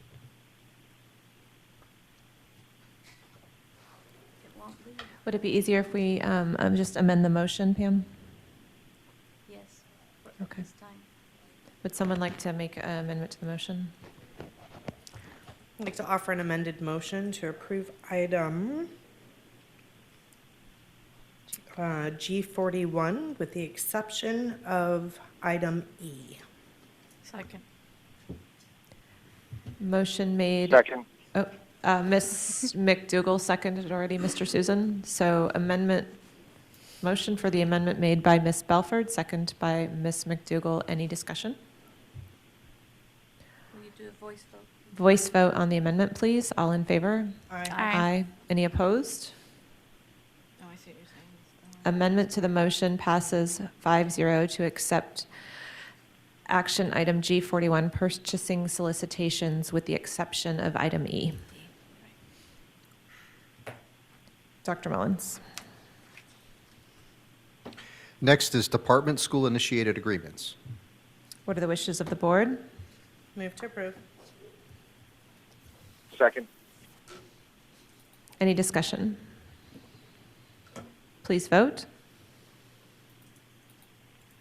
Yay.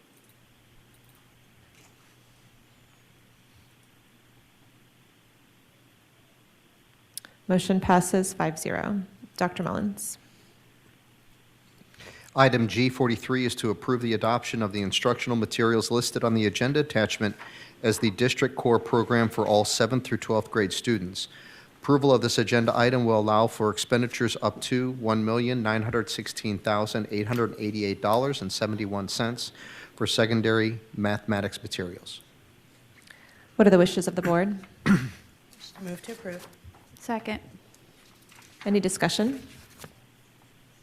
Please vote. Yay.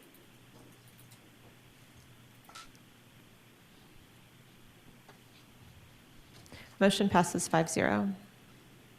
Dr. Mullins.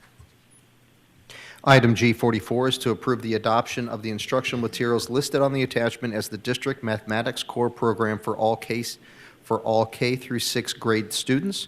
Approval of this agenda item will allow for expenditures up to $2,292,050.72 for elementary mathematics materials. What are the wishes of the board? Move to approve. I'll second.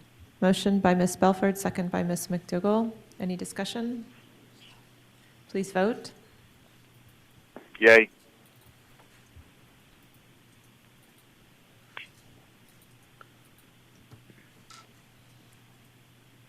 Motion passes 5-0. Dr. Mullins. Item G45 is to hold a public hearing and approve the Brevard Public Schools Student Progression Plan for 2018-19 school year.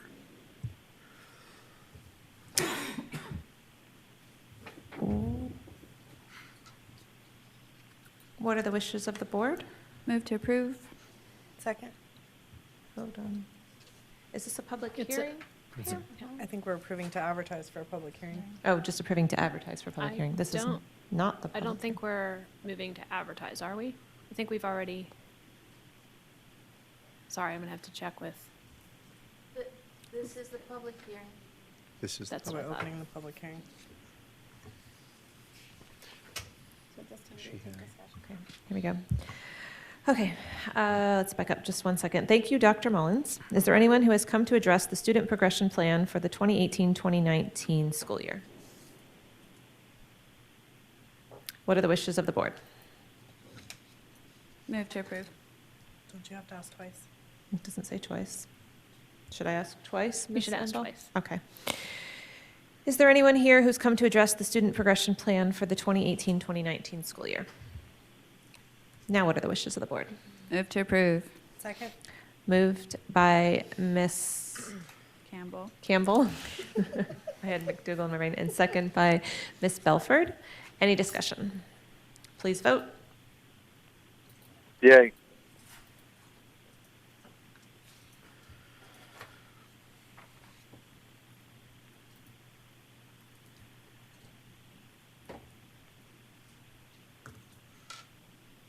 Motion passes 5-0. Dr. Mullins. Item G46 is to hold a public hearing and approve the proposed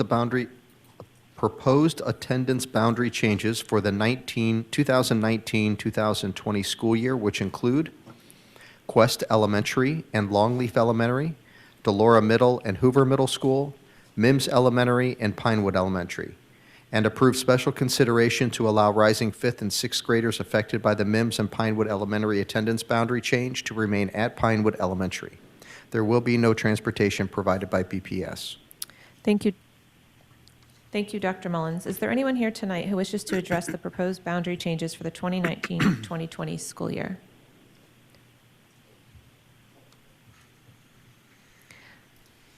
Please state your name, even though I know you already did that once. If you can do it again for us, please. My name is Garen Harna. Thank you again for your consideration tonight, and I'll avoid repeating what I said before. I just ask that, since there's such a few number of children that currently live in the neighborhood, most of them that move there specifically to attend Pinewood, that they be given consideration to continue to attend Pinewood throughout the rest of their elementary school years, plus their siblings. And then, like I said, new families that move into the neighborhood would know that they're zoned for MIMS and it'd be business as usual. So that's all it is. Thank you. Thank you, sir. We need a motion. What are the wishes of the board? I will move to approve for discussion. Second. Motion by Ms. Belford, second by Ms. Campbell. Open to Ms. Belford for discussion. I'm wondering, Dr. Mullins, if perhaps we could have either Ms. Klein or Ms. Han address the specific request of the parent, the feasibility of that request, what those numbers look like. I know we're looking at a small number of students, but I don't know if we know grade level, if the 5th, 6th grandfather is gonna impact that. If you guys could just give us some input on that.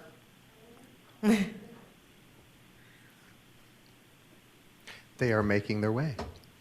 Thank you.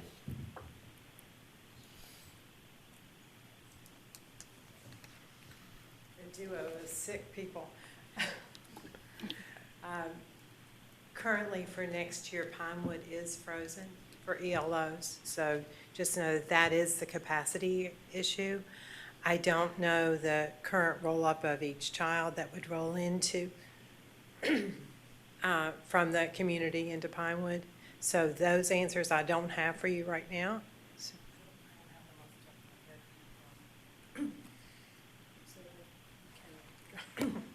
Sorry. So our proposed attendance boundary changes was an attempt to get ahead of the rapid growth that we see coming in this area and specifically in that neighborhood, and avoiding the problems that a gentleman and his wife have told you about this evening. So we'd really like to get ahead of the problem. With respect to whether we can do this, their specific request, even though this is a small number, I think it sets a precedent that may be challenging for us to handle on a bigger level. If you think about where we were a year ago with the Palm Bay High School attendance boundary changes, and if we were to try to do something like that at another school that had many more students affected, I think it would be very challenging. So as your staff, I would not recommend that, just simply because of the precedent that it sets, but I certainly understand the challenges that it provides in the neighborhood for you all to have to live with a change in school when you felt like you knew where your children were going. So on the one hand, I think it's a small number, but on the other hand, I think it does set a precedent that we may not be able to honor in the future with other circumstances that are similar but on a much bigger scale. Point of clarification, and I don't know if either of you have the definitive answer on this, but one of the things as we were having this discussion, if we were to not assign those students under an ELO, but assign existing students to Pinewood and new students coming into the area to MEMS, would we not be in a situation where, because we are zoning those students for Pinewood, we would have to provide transportation for them? Because it would not be an ELO, it would be a district assignment. Is that correct? That is correct. Okay, so that would present an additional. Oh, we can't, I mean, we are the school board. We can't make a policy/procedure to waive that if necessary.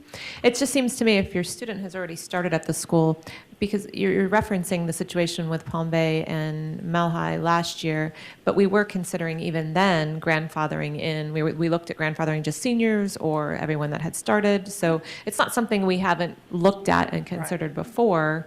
And we moved this down to next year's sixth graders. So this year's current fourth and fifth graders would be rolling instead of years. Previously, we've only looked at the incoming sixth graders, but because we were looking at such a small number that we were letting them finish that year, but the incoming kindergarten preschoolers and that that was our recommendation. And again, Can I get a point of clarification? I think that we moved to approve fourth and fifth graders, and I think what Ms. Belford's asking for is just to approve K through 6. I guess it would be for those homes that are already there to allow it. So if we've already done it once, we can technically do it again, correct? We've already done what once, Mr. Susan? She just stated that normally we only do the sixth graders, but we lowered it to include the fourth and fifth graders. So if that's the case, then can we, just the same as we did for the fourth and fifth graders, just include those kids that are in that area by including their grades for the time being? Does that make sense? But the request has also been for siblings, which could continue on for years. And I understand the issue you're talking about with transportation. Then are we providing transportation from the same neighborhood for the same age group kids to two different schools? Were we going to provide transportation for the fourth and fifth graders, or the fifth and sixth graders? We were not. No, it says specifically not. But because, and to the, I think the point of clarification there, and that's what I was trying to get at with them, because we would be taking those students would be grandfathered in as an ELO? Is that, would they do ELO, or we would just keep them? We would keep them in membership, but without transportation. Okay. But it would be the pleasure of the board of however you wanted to proceed within the policy that we have. The problem I see is we all know how crowded Pinewood is. And that neighborhood is building like crazy. And, you know, we have new families moving in all the time. So it would have to be, if you did consider, we could not expand it past the students that are currently enrolled. And I don't have the breakdown per grade level. Dave? He's not. But by grade level. So will it mess us up horribly on timeline if I motion to approve the recommendation with the exception of the MIMS Pinewood, table the MIMS Pinewood to the 12th? And then can we get that information on the grades that the students are currently in so we can see what it is that we're dealing with? Yes, and we can send you that very quickly. The only adjustment it would make, and we can go back and of course adjust that later, is on their allocation for next year, because we have removed that from Pinewood and added it to MIMS. But that's a simple adjustment.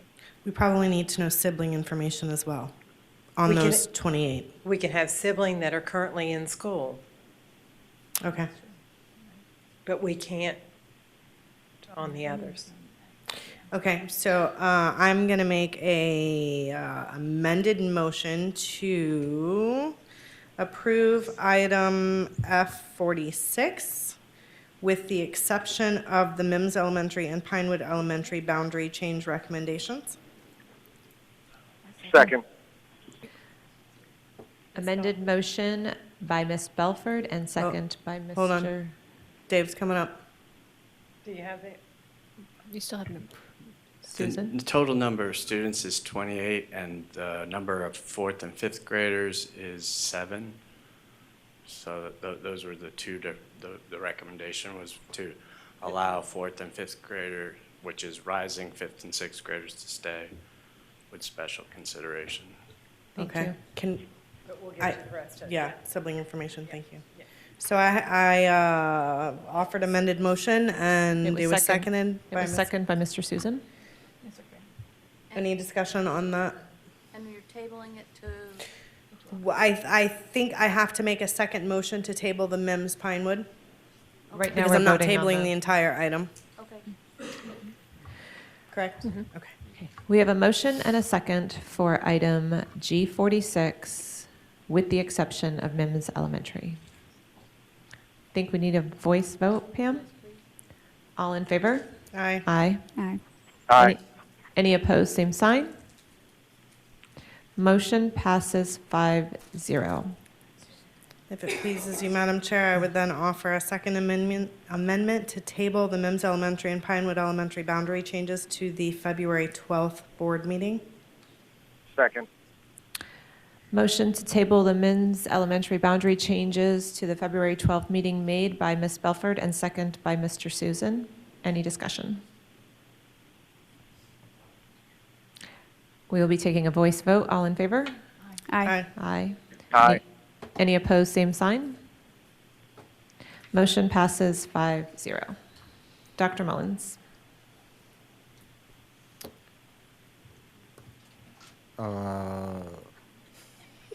Thank you. We're on the information agenda, yes. 2 items under the information agenda category this evening.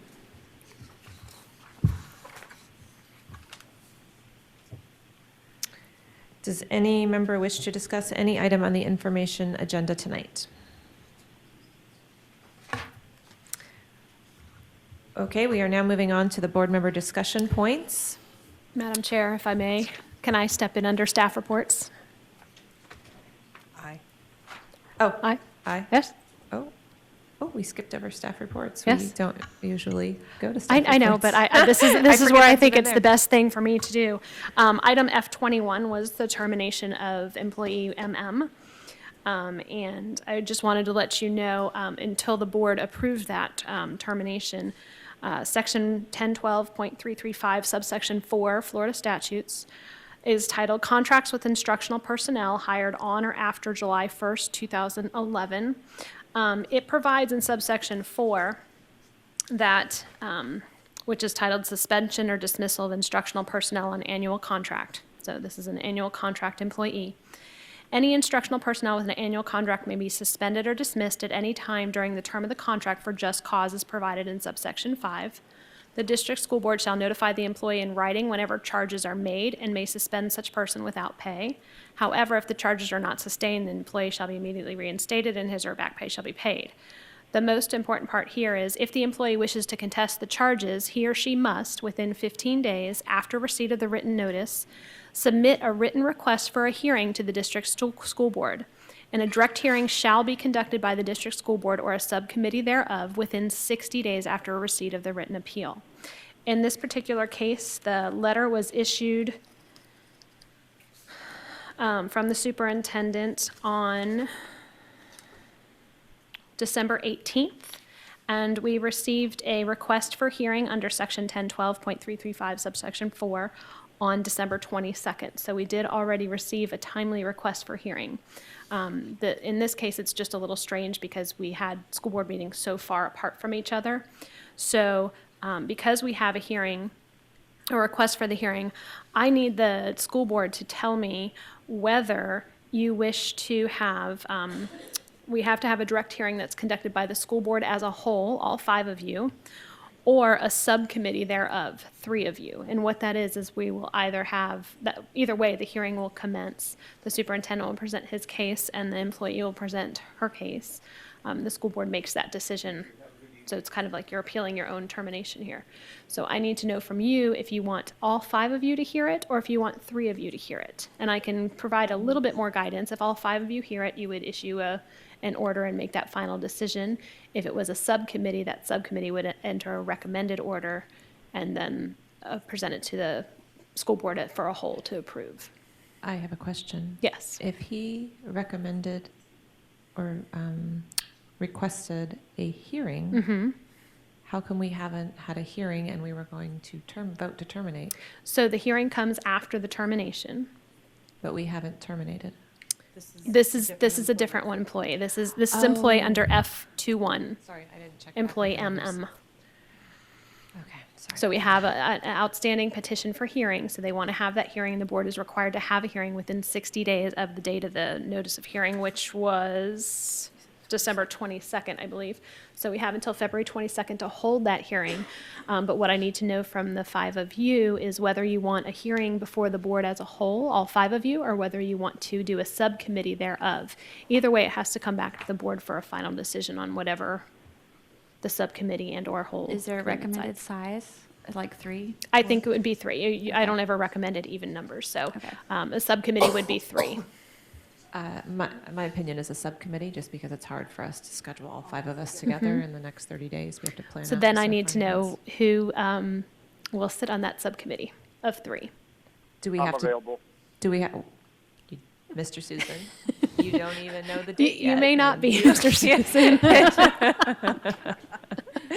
Can we decide once we pick the date who is available and who's not, or do we need to decide We right have now? to, you have to decide as a board who is going to be available. So you can either do it now, or we have to pick the date relatively soon because our next board meeting is not till the 12th, and we have to have the hearing by the 22nd. So I really need you to pick, you don't necessarily need to pick a hearing date today. I need you to tell me who is on the subcommittee, and then we can work on a hearing date from there. But we need to provide notice of the hearing date to the employee as soon as possible. So if there's as 3 well. people that are super antsy to be on it, like Mr. Susan, we can pick the 3 people and Miss McDougall. I will. And I will. And Miss Campbell. You've got Okay. your 3. You're okay with that, Miss Belford? That's what I needed to know. Then the 3 you guys can coordinate your calendars now for Yes. a date. Okay. Okay, thank you. Are there any? What was that? What did that fall under? That was Are there staff any other report. staff reports? We just Sorry. usually skip right over that. No, it's fine. Okay, we are now truly on board member reports, discussion points, and looks like we have 4. Let me get on my typed up words here, so I'm not going rogue. We are now to board member discussion points and reports. We have a request for a board member to serve as a representative on the Children's Service Council and also on AMI Kids. I think we've been informed that the Children's Service Council was voted abolished this morning by the county by commission. the county commission, so I don't think we're going to visit that. If you guys are okay with that, I think we'll wait and see where that goes before we spend time. AMI Kids, so that would be separate? Yeah, it's just a point of information. Pam shared with me, their meeting times are the quarterly on the fourth Tuesday of the month. So just so we are aware, we can choose a representative, but their meetings are on Tuesday nights at 5:30. So it will probably be not, we won't be able to attend very often depending on how the month falls because of our board meetings. Okay, so we probably won't be able to attend, but if it happens to fall, is there anyone that would like to volunteer to, does someone have inside information what AMI Kids is?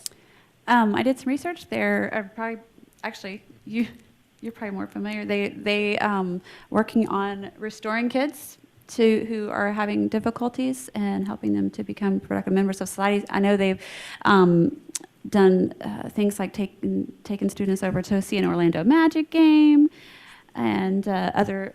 They have fundraising that they do as well. You know, fill in some more details.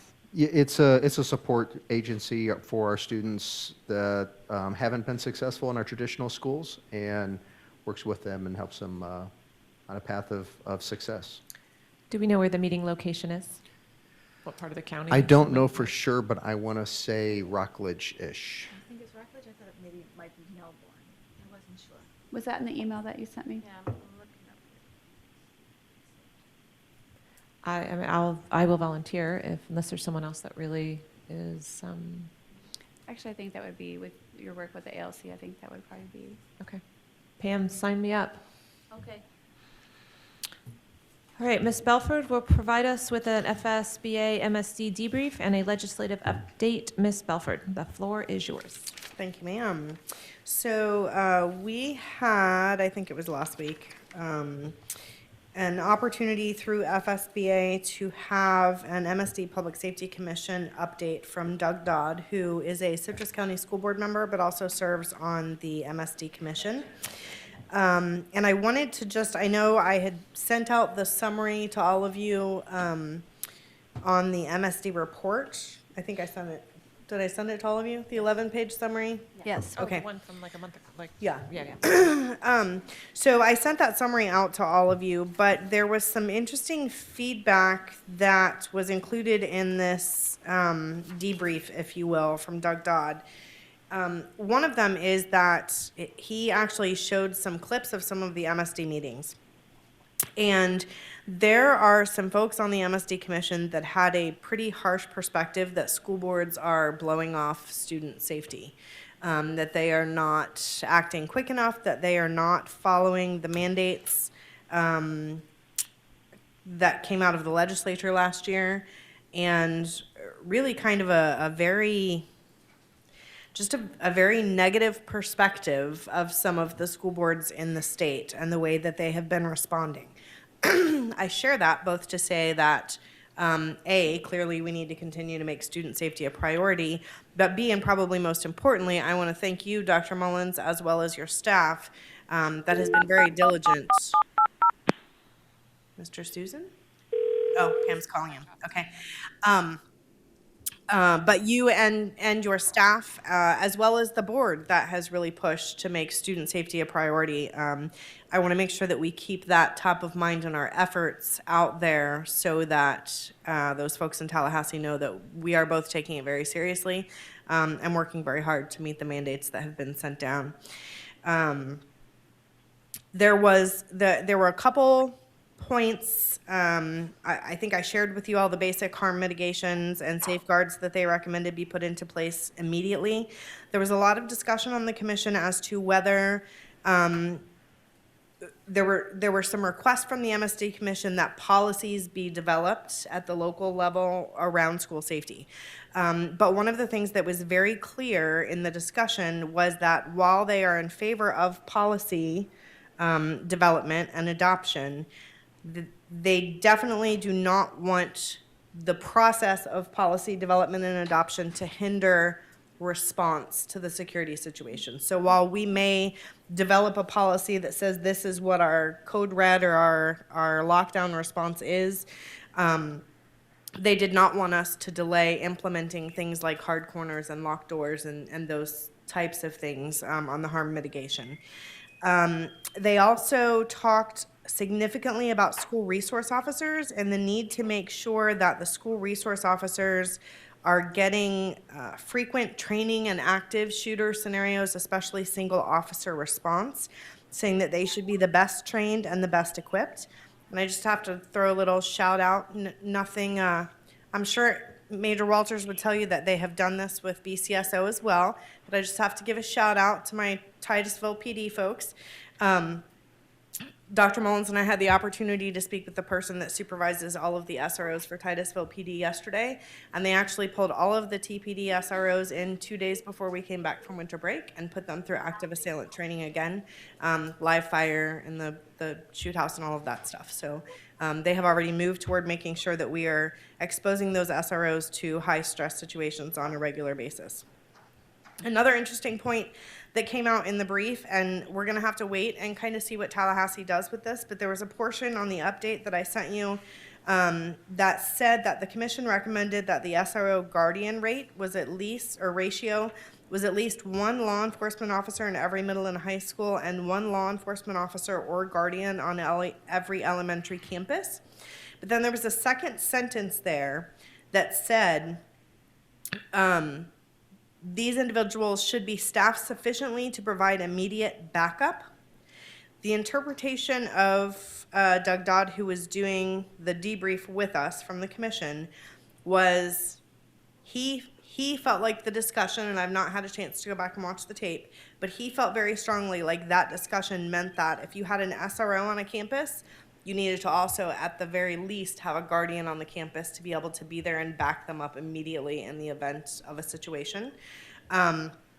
Spoke with another friend of ours that is on the commission that said, I didn't really take it to be that. What I understood was that you need to make sure that you have someone there at all times. So if our SRO is pulled out to go to court, we need to make sure that we have someone that can step in and cover that school at that time.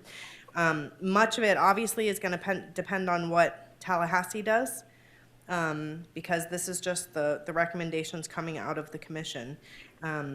So we'll have to wait and see what happens there. But I did want to mention that little caveat so we can keep an eye on things as they move through Tallahassee.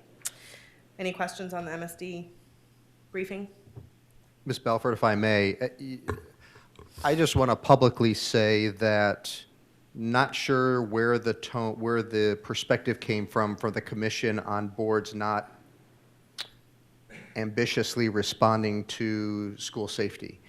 I have to say there has been nothing but the absolute opposite response and support and ongoing interest of this board to not only establish the highest levels of security for our schools, but to ensure that we continue to stay sharp along the way. And I would be remiss if I didn't continue to extend my appreciation to Major Walters and the BCSO, who continues to lead the way by adding 4 additional SROs to our schools when students returned in January, by also incentivizing the position of SRO, raising the interest to ensure that we get the highest quality candidates.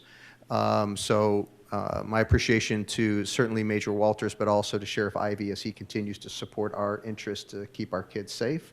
And I assure you, it is virtually a topic of every meeting that we have with principals along the way, and will continue to be so. So we stay sharp and aware and don't let time, which can be our enemy, dull our senses. So thank you. Thank you. Any other comment or question on MSD debrief? Okay, then I'll move to a quick legislative committee meeting update. This is the 3rd interim committee week for the legislature. They headed back up today. Not, by the way, Coach P, who is in the hospital today with his wife delivering a baby as well. So Maybe we'll have a Susan and a Placencia all on the same day. But he and his wife did have a beautiful little baby girl today. So congratulations to Coach P. The rest of our delegation has headed to Tallahassee for the 3rd interim committee week. Couple of things that are repeatedly coming forward. One is there's not a lot of cash on the table and there are lots of needs. We've seen from the revenue estimating conference that while revenues for this year look pretty good, pretty much across the board, people are saying that we have a recession coming because this is the longest upswing that we've had in some time. And so while revenue for the state this year looks pretty good, there are some long-term concerns. And so everyone is saying that we should likely not expect a significant increase in funding. There is certainly recognition in Tallahassee that we need more money for school safety measures, and that was loud and clear in the MSD report. We may see some increases there because it is kind of a hot topic. They repeatedly have said it's important to be working with our delegation to educate them on the challenges, the historical context of education issues. And I think we have started off good on that with our delegation meeting. But there have been a lot of informational presentations because we have so many new legislators in Tallahassee. And so they are getting a lot of information pumped into them in Tallahassee with presentations on budget and base budget and learning all of the different aspects and safety and all kinds of stuff. So really important that we continue to keep those relationships strong and educate them on the issues. As Dr. Mullins and I were talking last night, and I said, you know, the truth of the matter is our legislators have so many different areas that they have to understand and deal with. And so to expect them to understand the intricacies of education, especially really convoluted things like our education funding, we just can't make that expectation. We have to make sure that we as a team are doing a really good job of educating them on the ins and outs of that and how it impacts us at the local level. So I know I've been reaching out to all of our legislators in addition to our delegation meeting, but I would encourage you all also, if you have not had the opportunity to build relationships with the legislators in your area, to do so. They've been very open to meeting with us. One of the things that came out of the MSD Commission report, which is potentially an opportunity for discussion with the legislature, is they did recommend that the legislature give us an additional 0.5 mil without referendum for school security needs. They also recommended that the legislature needs to invest more in general in that MSD report, and so those are some of the messages that are being carried forward. Also a request that our SRO funding be able to be used for those that are hired as guardians, you know, strictly to fill that role. So our campus security specialists, school security specialists, to extend the flexibility on that funding was another recommendation that came down. So certainly no harm in keeping those things top of mind as you discuss. The day in the legislature is scheduled for April 3rd and 4th this year, and so I know I'll be going up. Don't know who else is scheduled to go up during that. I'm assuming, are we taking students again this year, Dr. Mullins? We're working with them right now to form and frame their legislative platform, but our intent is to take them up again. Super. And for Ms. Campbell and Ms. McDougall, they are having a new school board member session on April 2nd and 3rd before the day in the legislature. So if you're interested in attending that, Pam can certainly assist with that. And I think that's the bulk of what came out of the legislative committee meeting. We're meeting more frequently now, as well as the advocacy committee. There's a push through the advocacy committee to develop a hashtag that we could use statewide for education, something along the lines of Kids First, just keeping our focus on the students where it needs to be, but they're still working out the details of that. So as soon as I have more on that, I'll share it with you all, and of course with Mr. Reed. That's all I got. Thank you, Ms. Belford. Does anyone else have anything to report? There being no further business. Oh, Dr. Mullins, do you have anything to add? No, thank you. There being no further business, this meeting is now adjourned.